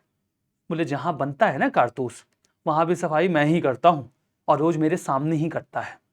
तो ये जो दूसरों को ये शुद्धता का ज्ञान देते हो, ये मुझे मत दो। मंगल पांडे ने कहा मुझे दिखाओ। बोले चलो दिखाते हैं। ये बात ऐतिहासिक रूप से तो पुष्टिकृत नहीं है कि क्या वास्तव में गाय और सुअर की चर्बी मिलाई गई थी या नहीं, लेकिन अगर आपने एक मंगल पांडे मूवी देखी हो तो उसमें तो कम से कम ऐसा ही दिखाया गया है कि वो स्वीपर उनको लेके जाते हैं, वो देखते हैं गाय को वहां पर कटता हुआ, और उसके बाद उनकी भावनाएं आहत हो जाती हैं। मुझे नहीं पता कि आप ये चीज फील कर पाएंगे कि नहीं, लेकिन जब आपकी धार्मिक आस्था को ठेस पहुंचती है ना, तो आपको ऐसा लगता है जैसे सब खत्म हो गया। आपको ऐसा लगता है कि अब मतलब क्या रह गया जीने में? अगर आपने गाय की चर्बी जुबान को लगा ली, मतलब आप हिंदू नहीं रह गए, आप ब्राह्मण कहां रह गए? आप अंदर से हिल जाते हैं। वो फीलिंग मैं नहीं समझ पा रहा हूं कि मैं वो फीलिंग आप उसका एहसास कर पाएंगे कि नहीं, जब आपने गाय की चर्बी जुबान से लगा ली हो। मंगल पांडे के लिए जैसे सब कुछ खत्म हो गया। उनके लिए तो इस जीवन का महत्व ही खत्म हो गया, जब उनको लगा कि उन्होंने अपनी धर्म को ही भ्रष्ट कर दिया है। उनके मन में जो एक ख्याल आया वो यही था कि अब तो ये गाय के चर्बी वाले कारतूस जुबान को लग गए हैं, अब तो मैंने इनको खींच लिया है, और अगर मैंने इनको खींच लिया है तो कुछ कारतूस और सही। उन्होंने फैसला किया कि वो कुछ कारतूस और खींचेंगे और इन अंग्रेजों को सबक सिखाएंगे। दिन रविवार रविवार के दिन जो सैन्य अधिकारी होते हैं अंग्रेजों के, वो चर्च में प्रेयर के लिए जाते हैं और हथियार लेके नहीं चलते, लेकिन वो सैन्य निरीक्षण के लिए आते हैं। सैन्य निरीक्षण के लिए आए थे दो, लेफ्टिनेंट बॉग और लेफ्टिनेंट जनरल ह्यूक्सन। दोनों घोड़े पे सवार थे, सेना का निरीक्षण कर रहे थे। मंगल पांडे ने बंदूक उठाई, कारतूस निकाला, दांत से खींचा, बारूद भरा, बैरल से रॉड निकाली, सॉलिडिफाई किया, और सब मंगल पांडे को देख रहे थे। उन्हें समझ नहीं आ रहा था कि मंगल पांडे आखिर कर क्या रहे हैं। अचानक से उन्होंने कारतूस की गोली यूं तोड़ी, गन निकाली और लेफ्टिनेंट बॉग की तरफ तान दी। लेफ्टिनेंट बॉग सरप्राइज थे, उन्होंने बोला ये क्या कर रहे हो? उन्होंने फायर किया, गोली सीधा लेफ्टिनेंट बॉग के सीने में। सेना में अफरा तफरी थी। सैन्य कमांडर कहते हैं पांडे को पकड़ो, पांडे को पकड़ो, और सारे सैनिक चुपचाप खड़े थे, जैसे उन्हें पता था कि मंगल पांडे जो कर रहे हैं वो एकदम सही है। कोई भी सैनिक मंगल पांडे को पकड़ने के लिए आगे नहीं बढ़ा। वो सैन्य अधिकारी चिल्लाते रहे, कोई नहीं आगे बढ़ा। मंगल पांडे ने दूसरा कारतूस निकाला, दांत से तोड़ा, गन पाउडर भरा, सॉलिडिफाई किया, बुलेट तोड़ी और बंदूक तानी लेफ्टिनेंट ह्यूक्सन की तरफ, और दूसरी गोली उन्होंने फायर की लेफ्टिनेंट ह्यूक्सन को। लेफ्टिनेंट ह्यूक्सन भी घोड़े से गिर पड़े। सैन्य अधिकारी चिल्लाते रहे पांडे को पकड़ो। कोई आगे नहीं बढ़ा, लेकिन वो तीसरा कारतूस निकालते हैं, दांत से तोड़ते हैं, बुलेट भरते हैं बैरल में। तब तक एक सोल्जर था, उसका नाम था पलटू। उसका नाम सच में पलटू था, आप गूगल करेंगे तो मिलेगा। वो पलट गया, वो जाकर मंगल पांडे को पीछे से पकड़ता है। तब तक कुछ यूरोपीय सैनिक भी भाग कर आ जाते हैं मंगल पांडे को पकड़ने के लिए। मंगल पांडे को पता था कि उनके साथ क्या होने वाला है, शायद वो सब कुछ सोच चुके थे। उन्होंने तीसरी बुलेट भर ली थी, लेकिन तीसरी बुलेट वो किसी अंग्रेज के ऊपर फायर नहीं करना चाहते थे। उन्होंने ये तीसरी गोली खुद को मारी ताकि उनकी जान चली जाए। हालांकि मंगल पांडे उस गोली से मरे नहीं, मंगल पांडे उस गोली से नहीं मरे। मंगल पांडे को पकड़ लिया गया। मंगल पांडे को पकड़ लिया गया। मंगल पांडे को 2 अंग्रेज अफसरों के ऊपर गोली चलाने के लिए फांसी की सजा 8 अप्रैल को दे दी गई, लगभग 9 दिनों के बाद। 10 दिनों के बाद उन्हें फांसी की सजा दे दी गई। लेकिन जैसे ही मंगल पांडे के फांसी की सजा की जानकारी सभी को लगती है, हर तरफ लोगों में नाराजगी थी। हर तरफ लोगों में नाराजगी थी और 1857 के विद्रोह की पहली गोली चलाई जा चुकी थी। 1857 के विद्रोह की पहली गोली चलाई जा चुकी थी। विद्रोह की शुरुआत हो चुकी थी। विद्रोह की शुरुआत एक तरफ हुई थी, सैनिकों में रोष था। थोड़े दिनों के बाद पलटू जंगल में मरा मिला, किसी सैनिक ने उसे भी गोली मार दी, कोई बचता नहीं था। दूसरी ओर बैकग्राउंड में विद्रोह की तैयारी चल रही थी। विद्रोह की तैयारी कौन कर रहा था? झांसी की रानी, बेगम हजरत महल, नाना साहेब, तात्या टोपे, कुंवर सिंह, बख्त खान, ये सभी विद्रोह की तैयारी में थे। विद्रोह की तैयारी के लिए बैकग्राउंड में 31 मई की डेट डिसाइड की गई थी। 31 मई को पूरे भारत में एक विद्रोह होगा। वो विद्रोह की तैयारी जो थी वो कुछ ऐसे की जा रही थी कि वहां पे रोटी के टुकड़े और कमल के फूल को एक सिंबल की तरह इस्तेमाल किया जा रहा था। रोटी के टुकड़े रोटी बनाई जाती थी, उसके 4 टुकड़े किए जाते थे और उन्हें गांव के लोगों में बांटा जाता था। अगर आपने रोटी का टुकड़ा किसी क्रांतिकारी से लिया है, इसका मतलब यह है कि जब आप क्रांति होगी तो आप उस क्रांति का हिस्सा बनेंगे। कमल का फूल गांव से एक व्यक्ति लेकर दूसरे गांव में पहुंचता था। वो गांव के सभी महत्वपूर्ण लोगों को बुलाकर बैठक करता था। बैठक में क्रांति का एजेंडा बताया जाता था और उसके बाद वो व्यक्ति उस कमल के फूल को अपनी दाहिनी ओर बैठे इंसान को पकड़ा देता था। वो कमल का फूल हर व्यक्ति के हाथ में उस मीटिंग में गुजरता था। जो भी व्यक्ति उस कमल के फूल को अपने हाथ में पकड़ता था, वो ये वादा करता था कि जब क्रांति होगी तो वो उस क्रांति में लोगों को जोड़ेगा और उस क्रांति को सफल बनाएगा। वो कमल का फूल घूमते हुए एक व्यक्ति के पास आकर रुकता था, आखिरी व्यक्ति के पास। आखिरी व्यक्ति अगले गांव के लिए संदेश करता है, मैसेंजर है। वो अब अगले गांव में उस कमल के फूल को लेकर जाएगा और संदेश पहुंचाएगा। कमल का फूल फिर वैसे ही समूह में घूमेगा और फिर वहां पर एक आखिरी व्यक्ति जिसके पास वो कमल का फूल पहुंचेगा, वो अगले गांव का संदेश करता होगा। रोटियों को बांटा जा रहा था। जगह जगह पर अंग्रेज अफसरों को ये गंदी और मैली रोटियां मिल रही थी। वो समझ नहीं पा रहे थे कि आखिर ये क्या है। उन्हें बहुत बाद में समझ में आया कि ये तो क्रांति का एक प्रतीक था, कमल का फूल और रोटी के टुकड़े। तैयारी थी 1857 के विद्रोह की। तारीख थी 31 मई। हालांकि ये तारीख पूरी ना हो सकी क्योंकि विद्रोह तो उसके पहले ही शुरू हो गया, जब मेरठ में 6 तारीख को 6 मई को सैनिकों ने इस चर्बी वाले कारतूस के इस्तेमाल से इनकार किया। और जब उन्होंने 6 मई को इस चर्बी वाले कारतूस के इस्तेमाल से इनकार किया तो पूरी की पूरी टुकड़ी के ऊपर कोर्ट मार्शल किया गया। इस कोर्ट मार्शल के तहत जो 90 सैनिक थे उनमें से 86 को 10 साल की सजा सुनाई गई, 4 को 4-4 साल की सुनाई गई थी। इनमें से 86 सैनिकों को सजा सुना दी गई, 85 को, आई विल से 85 इन्हें डिसमिस किया गया नौकरी से और 10 साल की सजा सुनाई गई। 85 सोल्जर्स को उन्हें जेल में बंद किया गया। 9 तारीख को फैसला हो गया। 9 तारीख और 10 तारीख की रात को बाकी के सैनिकों ने जेल को तोड़ा, सारे यूरोपीय सैनिकों को मारा, घोड़े चुराए और अब उन्हें नहीं समझ में आया कि अब क्या करना है। जेल से तो निकल गए हैं और तब वो मेरठ से 80 किलोमीटर की दूरी पर होगा दिल्ली। वो घोड़ों से खेतों के रास्ते होते हुए दिल्ली पहुंचे। दिल्ली में लाल किले के दरवाजे पर खड़े थे कुछ 80-90 सैनिक। वो मिलना चाहते हैं बहादुर शाह जफर से और वो बताना चाहते हैं कि उन्होंने विद्रोह किया है, एक ऐसा विद्रोह जो भारत को हिला सकता है। वो चाहते हैं कि मुगल बादशाह बहादुर शाह जफर उनके इस विद्रोह का नेतृत्व करें। बहादुर शाह जफर को खबर मिलती है, वो इन विद्रोही सैनिकों से मिलने का फैसला करते हैं। वो उन विद्रोही सैनिकों से मिलते हैं और कहते हैं कि हम चाहते हैं कि जिस विद्रोह की शुरुआत हुई है, जिसकी योजना पहले से बन रही है, क्यों ना उसे अंजाम तक पहुंचाया जाए और आप इस विद्रोह का नेतृत्व करें। आप इस विद्रोह का नेतृत्व करें। और वो इस विद्रोह के नेतृत्व के लिए थोड़ा बहुत हिचकिचाते हुए तैयार हो जाते हैं, थोड़ा बहुत हिचकिचाते हुए तैयार हो जाते हैं। उनके बेटे वो कहते हैं कि ठीक है, आप संभालिए विद्रोह, कोई बात नहीं है। और फिर जनरल बख्त खान उनकी मदद को आगे बढ़ते हैं। विद्रोह की तैयारी की जा चुकी है और अब भारत में होने वाला है 1857 की क्रांति का एक बहुत ही बड़ा विद्रोह। यह विद्रोह जब होता है तो कैसे वो आगे बढ़ता है, मैंने कारणों के बारे में बता दिया है, इस विद्रोह की शुरुआत के बारे में बता दिया है।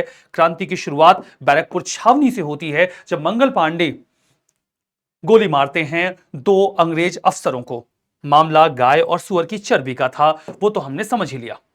ठीक है, अब हम देखते हैं कि विद्रोह जब शुरू होता है, ठीक है, जब विद्रोह शुरू होता है तो दिल्ली में क्रांतिकारी पहुंचते हैं और कर्नल रिप्ले की हत्या कर दी जाती है।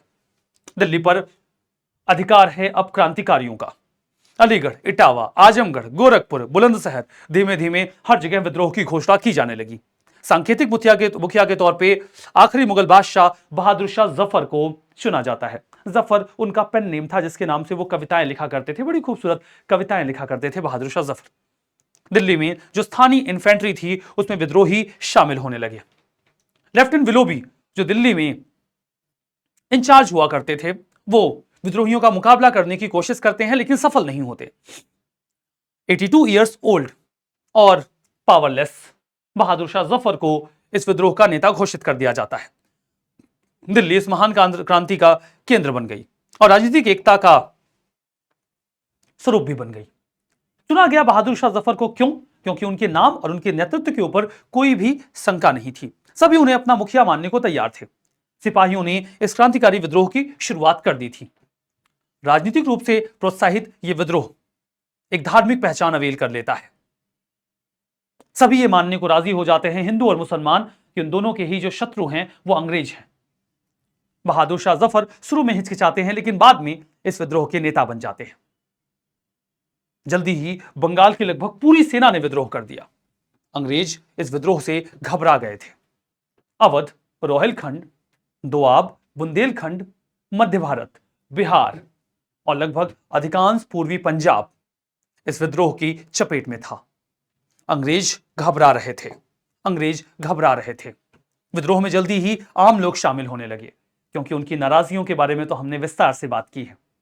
किसान, हस्तकार, दुकानदार, दिहाड़ी मजदूर, जमींदार, धार्मिक नेता और पुजारी जो अंग्रेजी शासन से बहुत अधिक परेशान थे, उस युद्ध में शामिल होने लगे। यहां किसानों ने, छोटे छोटे जमींदारों ने, सभी ने अपने असंतोष की अभिव्यक्ति की।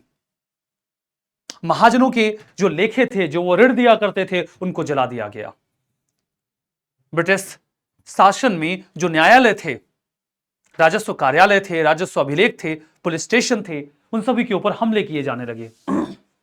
एक अंदाजे के हिसाब से अंग्रेजों के खिलाफ लड़ने वाले जो 1.5 लाख लोग थे, उनमें से 1 लाख से अधिक आम नागरिक थे। और अंग्रेज क्या बोलते हैं? ये एक सैन्य विद्रोह था। पगला गए हो क्या? 1.5 लाख लोग आपके खिलाफ विद्रोह कर रहे थे। 1 लाख सैनिक नहीं थे, 1 लाख आम जनता थी, 50,000 सैनिक थे। यह सैन्य विद्रोह कैसे था? अंग्रेजों ने इस विद्रोह को सैन्य विद्रोह की टोपी पहनाने की कोशिश की, लेकिन जब आप आम जनता की सहभागिता देखते हैं तब आपको समझ में आता है यह सैन्य विद्रोह नहीं था, यह एक क्रांति थी। एक ऐसी क्रांति जो अंग्रेजी सत्ता को उखाड़ फेंकने की क्षमता रखती थी। हां, ऐसा नहीं हो सका। उसके पीछे जो कारण थे, हम उस पर बिल्कुल चर्चा कर सकते हैं। दिल्ली पर कब्जा करने के लगभग 1 महीने के भीतर ही देश के अलग अलग हिस्सों में विद्रोह फैल गया। दिल्ली में नेतृत्व बहादुर शाह जफर को मिला, लेकिन वो तो केवल नाम मात्र का नेतृत्व कर रहे थे। असल काम तो किसके पास था? जनरल बख्त खान। कहां के थे? बरेली के। और अंग्रेजों को बरेली में बर्फी खिला के आ रहे थे। और तब दिल्ली में आके उन्होंने नेतृत्व संभाला। नेतृत्व संभालने के बाद उन्होंने दिल्ली में एक प्रशासनिक व्यवस्था को स्थापित किया। उस प्रशासनिक व्यवस्था में उन्होंने 10 सदस्यों की एक समिति बनाई। 10 सदस्यों की एक समिति बनाई, जिसमें 6 सेना के और 4 आम नागरिक थे। यह दल या न्यायालय सम्राट के नाम से सार्वजनिक मुद्दों की सुनवाई भी करने लगा। बहादुर शाह जफर विद्रोहियों के ज्यादा संपर्क में नहीं थे। ज्यादा जिम्मेदारी तो जनरल बख्त खान ने ही उठा रखी थी। दिल्ली का तो यह हाल रहा। कानपुर में नाना साहब भड़के हुए थे। नाना साहब जो आखिरी पेशवा थे, उसके पहले के पेशवा बाजीराव सेकंड के दत्तक पुत्र थे, अडॉप्टेड सन। अंग्रेजों ने इनको उनकी पेंशन देने से मना कर दिया था। वो नाराज थे। उनको साथ मिला उनके बचपन के दोस्त तात्या टोपे का। उनका नाम तात्या टोपे नहीं था। बाजीराव सेकंड ने उनको एक टोपी दे दी थी, बड़ी खूबसूरत सी टोपी थी, बड़े ही प्रेशियस मेटल्स लगे थे, प्रेशियस स्टोन्स लगे थे। तात्या टोपे को वो टोपी इतनी पसंद थी कि वो दिन रात उसे ही पहने रहा करते थे। यही इसी कारण से लोग उन्हें उसी टोपी के नाम से टोपे बुलाने लगे। तात्या टोपे नाना साहब के साथ मिलकर विद्रोह करते हैं। विद्रोह जो 27 जून को शुरू हुआ, वहां पे सर व्हीलर ने सरेंडर किया और व्हीलर को मार दिया गया। लखनऊ में विद्रोह बेगम हजरत महल ने संभाला। अवध, जिसको अंग्रेज काफी लंबे समय से निशाने पर लेकर रखे हुए थे, नवाब थे वाजिद अली शाह। अवध को कब्जे में लेने का कोई कारण समझ में आ नहीं रहा था, क्योंकि वो व्यपगत के सिद्धांत के अंतर्गत आता नहीं था। पहली बात तो वो एक मुस्लिम राज्य था, दूसरी बात कि उनके पास अपना वारिस था बिरजिस कादिर। अंग्रेजों ने कुशासन का बहाना किया, 1856 में अवध के ऊपर कब्जा किया। वाजिद अली शाह को पेंशन पे कलकत्ता भेज दिया गया। बेगम हजरत महल नाराज थी। विद्रोह शुरू हुआ तो उन्होंने अपने बेटे बिरजिस कादिर को गद्दी पे बैठाया और इस विद्रोह की कमान अपने हाथों में ले ली। सभी जो सैन्य कमांडर थे वो बेगम हजरत महल की अध्यक्षता में इस युद्ध का नेतृत्व करने लग जाते हैं। हम देखते हैं कि जेम्स ऑट्रम और हेनरी हैवलॉक जो लखनऊ को जीतने की कोशिश करते हैं, लेकिन वो सफल नहीं हुए। Commander in chief Colin Campbell Gorkha regiment को लेकर आता है मार्च 1858 में और तब जाके वो अवध के ऊपर वापस से कब्जा कर पाता है। मार्च 1858 में अंग्रेज पूरी तरीके से लखनऊ को अपने कब्जे में ले पाए थे। फिर मामला आता है रोहिलखंड का। रोहिलखंड में खान बहादुर खान बरेली के वो पुराने राजा के वंशज थे। अंग्रेज उन्हें पेंशन देना चाहते थे, उन्हें पेंशन नहीं चाहिए थी, उन्हें अपना राज्य चाहिए था। उन्होंने 40,000 लोगों की एक सेना तैयार कर रखी थी और अंग्रेजों को यह कपाने वाली सेना थी। अगर आप बिहार में एक छोटी सी रियासत जगदीशपुर में जाएंगे तो वहां पे कुंवर सिंह थे। कुंवर सिंह को उनकी जमींदारी से अंग्रेजों ने हटाया था और अब समय आ चुका था कि कुंवर सिंह बदला ले। 70 साल के बहादुर जमींदार कुंवर सिंह बहुत ही मुश्किल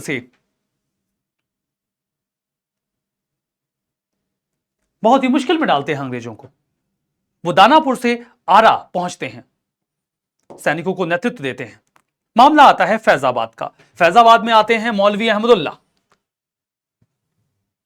वैसे तो वो मद्रास के निवासी थे, बाद में फैजाबाद आके बस गए थे और फैजाबाद में उन्होंने इस विद्रोह को संभाला। मौलवी साहब की बड़ी इज्जत थी। लोग उनके एक कहने पर इकट्ठा हो गए और अंग्रेजों के खिलाफ विद्रोह करने लगे। लेकिन इस विद्रोह में सबसे बड़ा नाम था झांसी की रानी लक्ष्मीबाई का। झांसी की रानी लक्ष्मीबाई,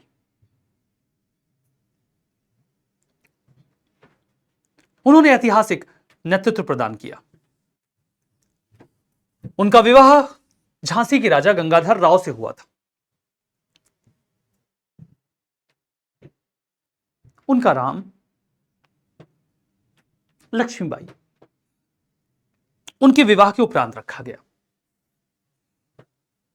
गंगाधर राव बड़े बीमार रहा करते थे, लगता था जल्दी ही उनकी मौत हो जाएगी।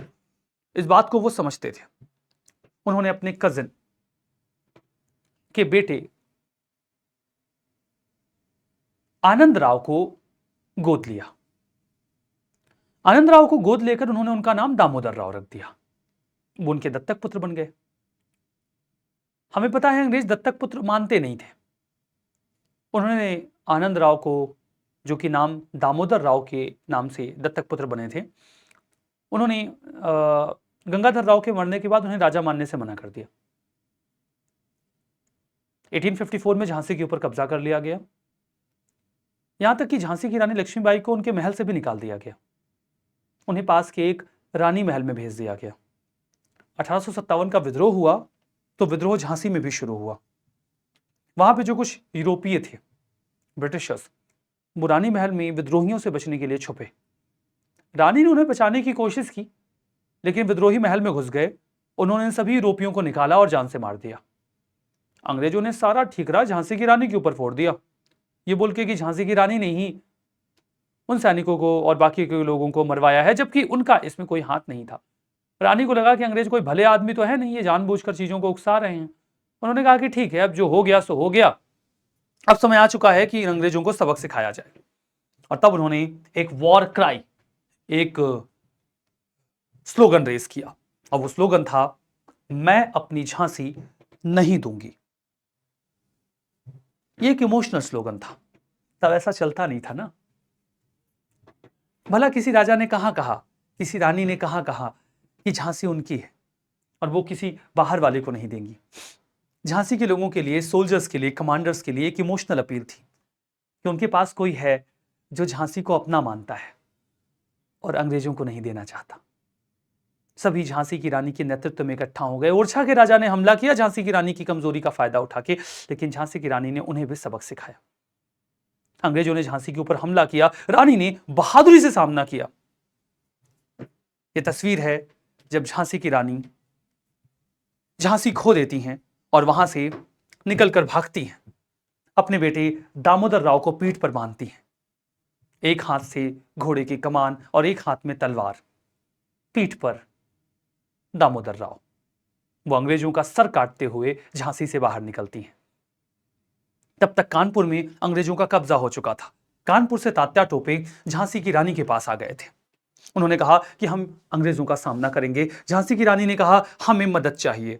तात्या टोपे ने कहा, मदद कौन देगा? उन्होंने कहा, सिंधिया, ग्वालियर के सिंधिया जो कि बहुत ताकतवर हैं, हम उनसे मदद मांगेंगे। तात्या टोपे ने कहा, उनसे मदद मत मांगिए, वो बेकार लोग हैं, वो मदद नहीं करेंगे। उन्होंने कहा, नहीं, वो मदद करेंगे, हम उनसे मदद मांगेंगे।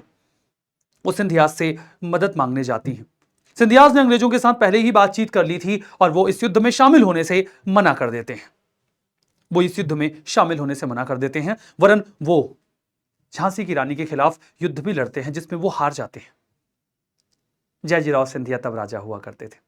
हालांकि सिंधिया इस बात को मानने से इनकार करते हैं। वो कहते हैं कि उन्होंने झांसी की रानी के साथ कोई युद्ध नहीं लड़ा था, बल्कि उन्हें झांसी का किला दिया था मदद के तौर पर। खैर, इस बात के ऊपर ऐतिहासिक विवाद है, मैं उसमें नहीं जाऊंगा कि जयजीराव सिंधिया झांसी की रानी से लड़े थे अथवा नहीं। कुल मिलाकर सिंधियाज ने खुलकर साथ नहीं दिया, इसीलिए सिंधियाज को आज भी धोखेबाज कहा जाता है। जब ज्योतिरादित्य सिंधिया ने कांग्रेस को छोड़कर बीजेपी ज्वाइन किया तो सोशल मीडिया पर क्या चला कि अरे सिंधिया तो हमेशा से दगाबाज थे। और जब लोगों ने ऐसा कहा तो वो 1857 के विद्रोह में सिंधियाज की धोखेबाजी की बात कर रहे थे, जो उन्होंने झांसी की रानी को दिया था। खैर, झांसी की रानी के पास झांसी का किला था और वो उस किले से, ग्वालियर से अंग्रेजों का सामना करती हैं। लेकिन अंग्रेजों की सेना वहां पहुंच जाती है। सर ह्यू रोज एक ताकतवर सेना लेकर ग्वालियर पर हमला करता है। झांसी की रानी को लगा कि अब इस हमले से निकल पाना संभव नहीं, तो उन्होंने किला छोड़ने का फैसला किया और ग्वालियर से निकलने का। उनकी सेना अंग्रेजों को मारते काटते हुए बाहर निकल रही थी। वो मेल अटायर में होती थी तो क्वीन को पहचान पाना मुश्किल था।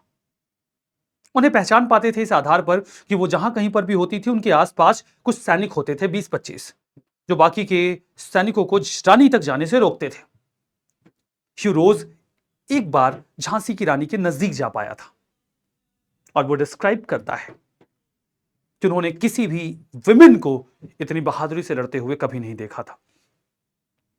झांसी की रानी ने घोड़े की कमान दांतों में दबा रखी थी और उनके दोनों हाथों में तलवार थी और वो ब्रिटिश सोल्जर्स के गले ऐसे काट रही थी जैसे कि वो सब्जियां।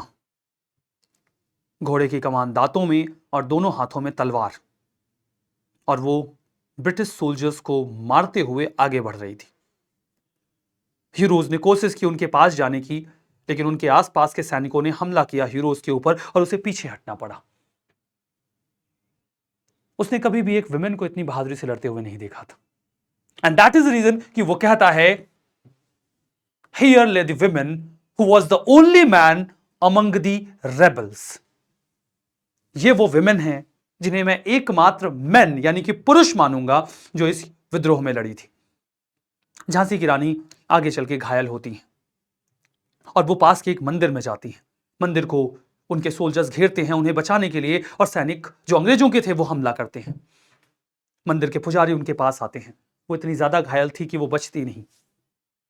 उन्होंने पुजारी को अपने गले की एक माला तोड़ कर दी और कहा कि दामोदर राव का ख्याल रखना। वो बेहोश हुई और थोड़े समय के बाद उनको अचानक से होश आया और उनके आखिरी शब्द थे, मेरा शरीर अंग्रेजों को नहीं मिलना चाहिए।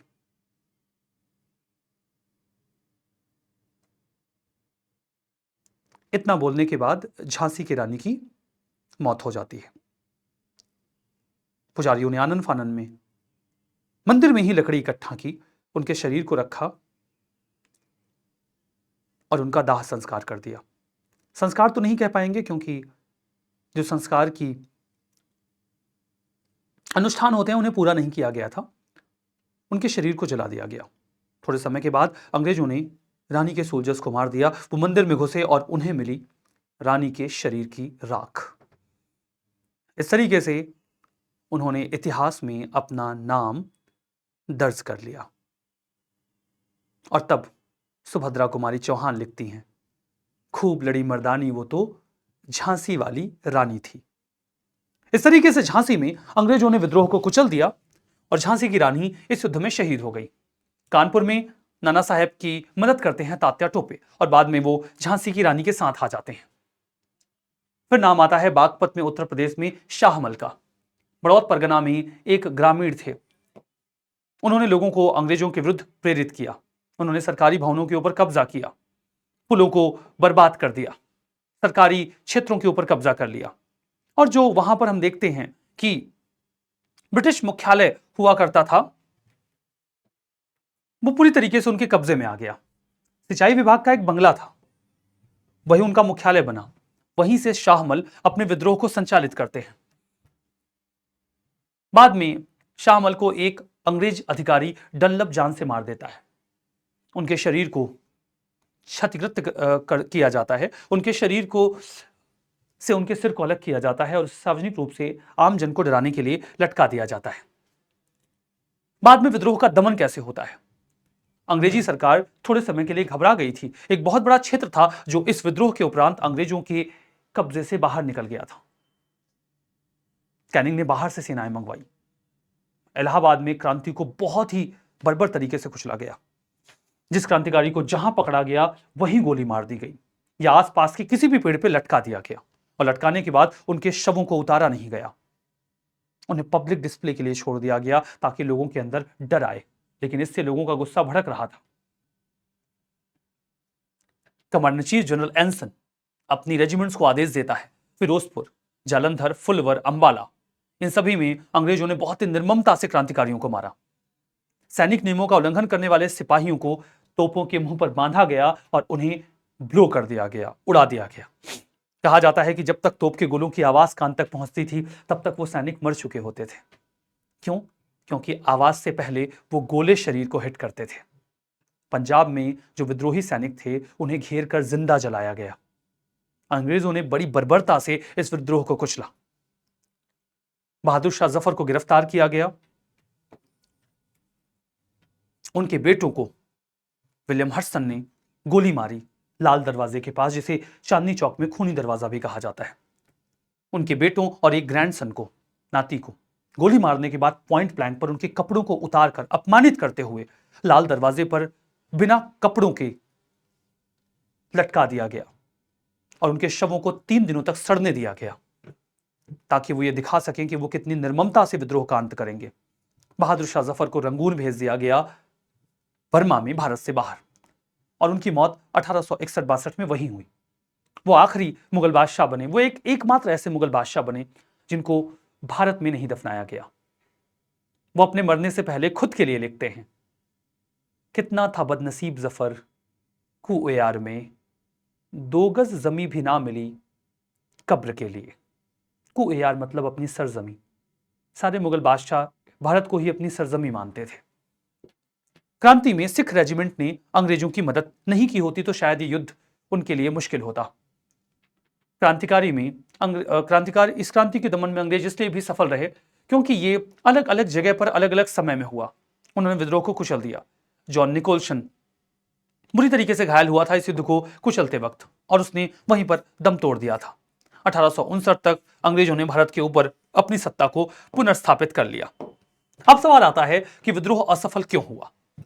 विद्रोह असफल क्यों हुआ? विद्रोह की असफलता के कई सारे कारण थे।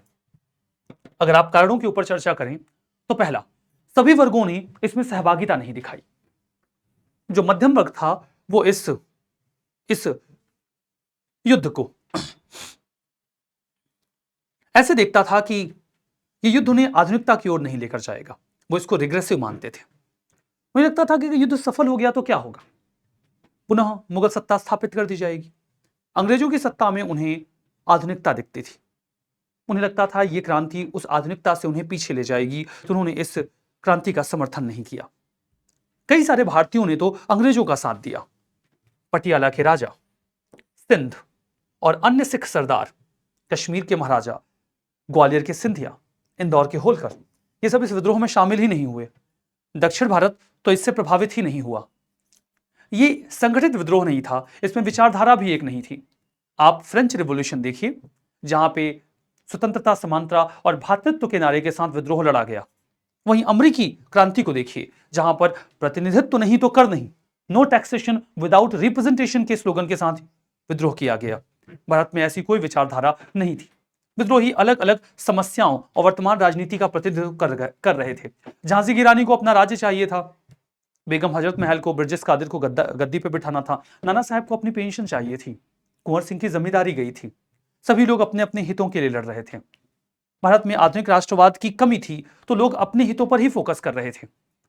1857 की क्रांति जो है वो एक दिन शुरू होनी थी, 31 मई को, लेकिन सैनिकों ने पहले ही विद्रोह कर दिया, तो क्रांति 10 मई को ही शुरू हो गई। तो हमारी तैयारी में भी कमी थी। सभी क्षेत्रों में अगर क्रांति एक साथ शुरू होती तो शायद सिचुएशन अलग होती। देसी राजाओं ने साथ नहीं दिया। पटियाला, नाभा, जींद, अफगानिस्तान और नेपाल, यहां के राजाओं ने अंग्रेजों को सहायता दी, आर्थिक सहायता दी इस विद्रोह को दबाने में। देसी राजाओं की देशद्रोहिता के कारण भारतीयों का मनोबल टूटा। सांप्रदायिकता का भी इस्तेमाल अंग्रेजों ने किया। पंजाब के सैनिकों ने और गोरखाओं ने इस युद्ध को, इस क्रांति को दबाने में महत्वपूर्ण रोल अदा किया। और वो उन्होंने कैसे किया? अंग्रेजों ने एक अफवाह फैलाई कि मुगल बादशाह का आदेश है कि एक बार यह क्रांति सफल हो गई तो एक एक सिख को चुनकर मार दिया जाएगा। इसकी वजह से सिख इस क्रांति में अंग्रेजों का साथ देते हैं और वो इस क्रांति को दबाने में मदद भी देते हैं। ये महत्वपूर्ण कारण रहे। ये क्रांति पूरे देश में नहीं फैली। दक्षिण भारत इसके क्रांति के प्रभाव से बाहर था और यही कारण है कि अंग्रेजों ने इसे बड़े आराम से कुचल दिया। शस्त्रों की बात करें तो जो एनफील्ड राइफल थी वो अंग्रेजों के पास थी और बहुत ही अच्छी किस्म की थी, तो उसका इस्तेमाल करके उन्होंने इस युद्ध को बहुत आराम से जीता। और क्रांति को कुचलने में उनके पास जो आधुनिक हथियार थे वो उनकी मदद करते हैं। सहायक साधनों का अभाव, रेल, डाक, तार, परिवहन, ये सब अंग्रेजों के पास था और यही कारण है कि वो आसानी से सैनिकों को एक जगह से दूसरी जगह पे ले जा सकते थे। भारतीयों के पास अक्सर संदेश देरी से पहुंचते थे और उनके लिए जगह से दूसरी जगह पर जाना भी मुश्किल था, जबकि अंग्रेज अपनी जो संचार व्यवस्थाएं थी उनका पूरा लाभ उठा पा रहे थे। सैनिक संख्या में भी अंतर था। विद्रोह करने वाले भारतीय सैनिक संख्या में कम थे। दूसरी ओर अंग्रेजों ने अतिरिक्त सैनिक मंगवा लिए। कंपनी के पास उस समय लगभग 1 लाख सैनिक थे, 96,000, और भारत की ओर से जो सैनिक विद्रोह कर रहे थे वो 50,000 के आसपास थे। लगभग 1.5 लाख तो 1 लाख तो आम जनता थी। परंपरागत हथियारों के साथ ये जो आधुनिक सेना थी उससे लड़ पाना मुश्किल था। हालांकि हिंदू मुस्लिम एकता यहां पर बहुत ही अधिक स्तर पर देखने को मिली। अंग्रेजों ने फूट डालो और राज करो की नीति का प्रयास तो किया। सिखों के केस में वो सफल भी रहे, लेकिन हर जगह पे नहीं। विद्रोहियों और सिपाहियों ने, हिंदुओं और मुसलमानों, सभी लोगों ने मिलकर एक दूसरों की भावनाओं का आदर किया और कई सारे क्षेत्रों में यहां पर विद्रोह सफल हुआ। नाना साहब ने अजी मुल्ला, जो कि एक मुसलमान थे, काफी अच्छे राजनीतिज्ञ थे, प्रचारक थे, उन्हें अपना सहायक बनाया हुआ था। रानी लक्ष्मीबाई ने अफगान सैनिकों से समर्थन लिया हुआ था। इस तरीके से हिंदू मुसलमान एक साथ मिलकर इस विद्रोह को यहां पर संपन्न करवाते हैं। फिर विद्रोह की प्रकृति के बारे में बात होती है। अंग्रेज इस विद्रोह को या इसकी प्रकृति को कमजोर दिखाने का प्रयास करते हैं। वो ऐसा साबित करने की कोशिश करते हैं जैसे कि महज ये एक सैन्य विद्रोह था, जबकि कई सारे इतिहासकार जो भारतीय हैं वो इसकी प्रकृति को बहुत अधिक विस्तृत बताने की कोशिश करते हैं। जहां अंग्रेज इसे एक छोटा सा सैन्य विद्रोह बताते हैं, जबकि हमने देखा कि यहां पर 1 लाख तो आम जनता थी जो विद्रोह कर रही थी। तो हम इसे सैन्य विद्रोह तो नहीं कह पाएंगे, लेकिन अंग्रेज इसे यही साबित करना चाहते हैं। वहीं दूसरी ओर हम देखते हैं कि कुछ लोग जैसे कि Fred Roberts, Edward Thomson, T G Garrett, sir John Seeley, James Outram, William Howard, Russell, G B Malleson, ये जो पाश्चात्य इतिहासकार हैं, इसके साथ साथ रमेश चंद्र मजुमदार, आरसी मजुमदार, सुरेंद्र नाथ सेन, हरिप्रसाद चट्टोपाध्याय, पूरनचंद जोशी, ये जो भारतीय इतिहासकार हैं, ये इसे सैनिक विद्रोह ही मानते हैं और छोटा विद्रोह मानते हैं, और यहां पर वो राष्ट्रीयता की कमी बताते हैं। दूसरी ओर Pandit Jawaharlal Nehru, V D Savarkar, S A Rizvi, Benjamin Disraeli, Justice McCarthy, John Bruce Norton, Bipin Chandra, ये इतिहासकार इसे एक बहुत अधिक विस्तृत विद्रोह मानते हैं, जिसने भारतीय जो इतिहास है उसके स्वरूप को बदल दिया और यहां पर एक बहुत अधिक विस्तृत विद्रोह को तैयार किया। 1857 का जो संग्राम था, अगर हम इसे केवल सैनिक विद्रोह माने तो इसमें केवल सैनिकों का जो विस्तार है वो होना चाहिए था, लेकिन ऐसा नहीं था। इस विद्रोह के समाप्त हो जाने के बाद अंग्रेजों ने प्रशासन व्यवस्था में काफी ज्यादा अंतर किया। महारानी का घोषणा पत्र आया। उन्होंने ये कहा कि भारतीय परंपराओं का सम्मान किया जाएगा, देसी राजाओं की जो सत्ता है उसे नहीं छीना जाएगा, कंपनी के शासन को पूरी तरीके से समाप्त कर दिया गया। भारत में जो गवर्नर जनरल का पद था उसे वायसराय में परिवर्तित कर दिया गया। गवर्नर जनरल के पद को वायसराय में परिवर्तित करने के साथ साथ जो लॉर्ड कैनिंग थे उन्हें ही पहला वायसराय नियुक्त कर दिया गया। बोर्ड ऑफ कंट्रोल और कोर्ट ऑफ डायरेक्टर्स की जो व्यवस्था थी उसका अंत किया गया और भारत के लिए राज्य सचिव का एक पद बनाया गया, जो कि ब्रिटिश सरकार में एक मंत्री होता था। उसे 15 सदस्यों की एक समिति दी गई जो उसकी मदद किया करती थी। सैन्य व्यवस्था में भी काफी बड़े बदलाव किए गए। महारानी का घोषणा पत्र आया जहां पे उन्होंने इस बारे में बात की। 1858 का अधिनियम आया, उसमें यही बातें की गई कि भारतीय परंपराओं का सम्मान करेंगे और जो है भारतीय परंपराओं का सम्मान करने के साथ साथ भारतीय देसी राजाओं के ऊपर कब्जा नहीं किया जाएगा, बशर्ते वो ब्रिटिश स्वायत्तता को स्वीकार कर लें, ब्रिटिश स्वायत्तता को स्वीकार कर लें। इसके अतिरिक्त हम देखते हैं ब्रिटिश स्वायत्तता को स्वीकार कर लें। इसके अतिरिक्त हमने क्या देखा? हमने ये भी देखा कि सेना में काफी ज्यादा परिवर्तन किया गया। जो सैन्य परिवर्तन किए गए वो किस प्रकार के थे? उन्होंने ये भरसक प्रयास किया कि भारतीय सेना में जो भी सैनिक हैं उसमें यूरोपीय सैनिकों का जो संख्या बल है वो अधिक बढ़े। जैसे कि बंगाल में हर 2 भारतीय सैनिक पर एक यूरोपीय सैनिक रखा गया, जबकि बॉम्बे और मद्रास में हर 5 भारतीय सैनिक पर 2 अंग्रेजी सैनिक रखे गए, यूरोपीय सैनिक रखे गए। भारतीय सैनिकों को किसी भी महत्वपूर्ण पद पर नहीं रखा जाता था। उन्हें क्षेत्रीयता के आधार पर, जाति और वर्ग के आधार पर बांटा गया। भरसक प्रयास किया गया कि उन्हें आम जनता की समस्याओं से दूर रखा जाए ताकि वो विद्रोह ना करने पाए। एक सैन्य प्रजाति को भी निर्धारित किया गया, मार्शल रेस, सैन्य नस्ल, जिसमें वो मूल रूप से पंजाबी और सिख और गोरखा सैनिकों को रखते थे। उनकी सेना में ज्यादा भर्ती की गई इस आधार पर कि ये ज्यादा स्वामी भक्त होते हैं। बंगाल और अवध से सैनिकों की भागीदारी को तो लगभग न के बराबर कर दिया गया। इस तरीके से इस विद्रोह की समाप्ति के बाद अंग्रेजों ने यह भरसक प्रयत्न किया कि ऐसा विद्रोह दोबारा भारत में ना होने पाए। इस तरीके से उन्होंने 1857 की क्रांति को कुचल दिया और भारत एक बार फिर से 90 और सालों के लिए अंग्रेजों का गुलाम बना रहा। लेकिन 1857 की इस क्रांति के फलस्वरूप भारत में शुरू होता है राष्ट्रवाद का उदय। राष्ट्रवाद का उदय और बाकी चीजों के बारे में हम अगले सेशन में विस्तार से बातचीत करेंगे। उन सभी चीजों के बारे में जो हमारी बातचीत है वो जारी रहेगी। बाकी जो इसका प्रभाव है वो मैंने आपको बता दिया है। विद्रोह का परिणाम जो है वो सब मैंने आपको यहां पे बता दिया है कि क्राउन के पास जो रूल है वो चला जाता है, ब्रिटिश क्राउन सीधे सत्ता संभाल लेता है, कंपनी का शासन खत्म हो जाता है, सेक्रेटरी ऑफ स्टेट का पद बनाया जाता है। ये सारी बातें मैं आपको बता चुका हूं, बस आप इसे एक बार देख लेंगे। और सेना में जो परिवर्तन किए गए थे उन सारी बातों के बारे में यहां पर जो हमारी चर्चा है वो हो चुकी है। ठीक है, विद्रोह का जो महत्व था उसके बारे में हमारी थोड़ी बहुत बात हो ही चुकी है। तो हम देखते हैं कि भारतीयों के लिए 1857 का विद्रोह एक ऐसा संघर्ष था जिसने भारतीयों की जो जीवन शैली है उसको प्रभावित किया। आने वाले समय में हमने देखा कि दोनों ही ओर से नृशंस हिंसा हुई, जिसमें भारतीय कई सारे जो अपनी जान है वो गंवाते हैं। शिक्षित मध्यवर्ग जो तेजी से बढ़ता वर्ग था वो हिंसा में विश्वास नहीं कर पा रहा था, तो उसने इस विद्रोह को महत्व नहीं दिया। लेकिन इस विद्रोह के उपरांत भारत में जो राष्ट्रीयता का उदय हुआ उसने भारतीय राष्ट्रीय आंदोलन का आधार तैयार किया। हिंदू मुस्लिम एकता जो इस विद्रोह के दौरान देखी गई वो ना तो उसके पहले कभी देखी गई थी और ना ही उसके बाद कभी देखी गई। ये रहा 1857 की क्रांति का ये पूरा चैप्टर। उम्मीद करते हैं कि ये टॉपिक आपने बहुत ही बढ़िया तरीके से समझा, आपने इस टॉपिक को एंजॉय किया, आपको इतिहास की बेहतर समझ मिली। आप कमेंट बॉक्स में ज़रूर बताइएगा कि ये 1857 की क्रांति का चैप्टर आपको कैसा लगा और आपने इस लेक्चर को एंजॉय किया या फिर नहीं। मिलेंगे आपसे अगले चैप्टर में, चैप्टर नंबर 8 में अगले सप्ताह। तब तक के लिए आप सभी लोगों को अलविदा और बहुत बहुत धन्यवाद।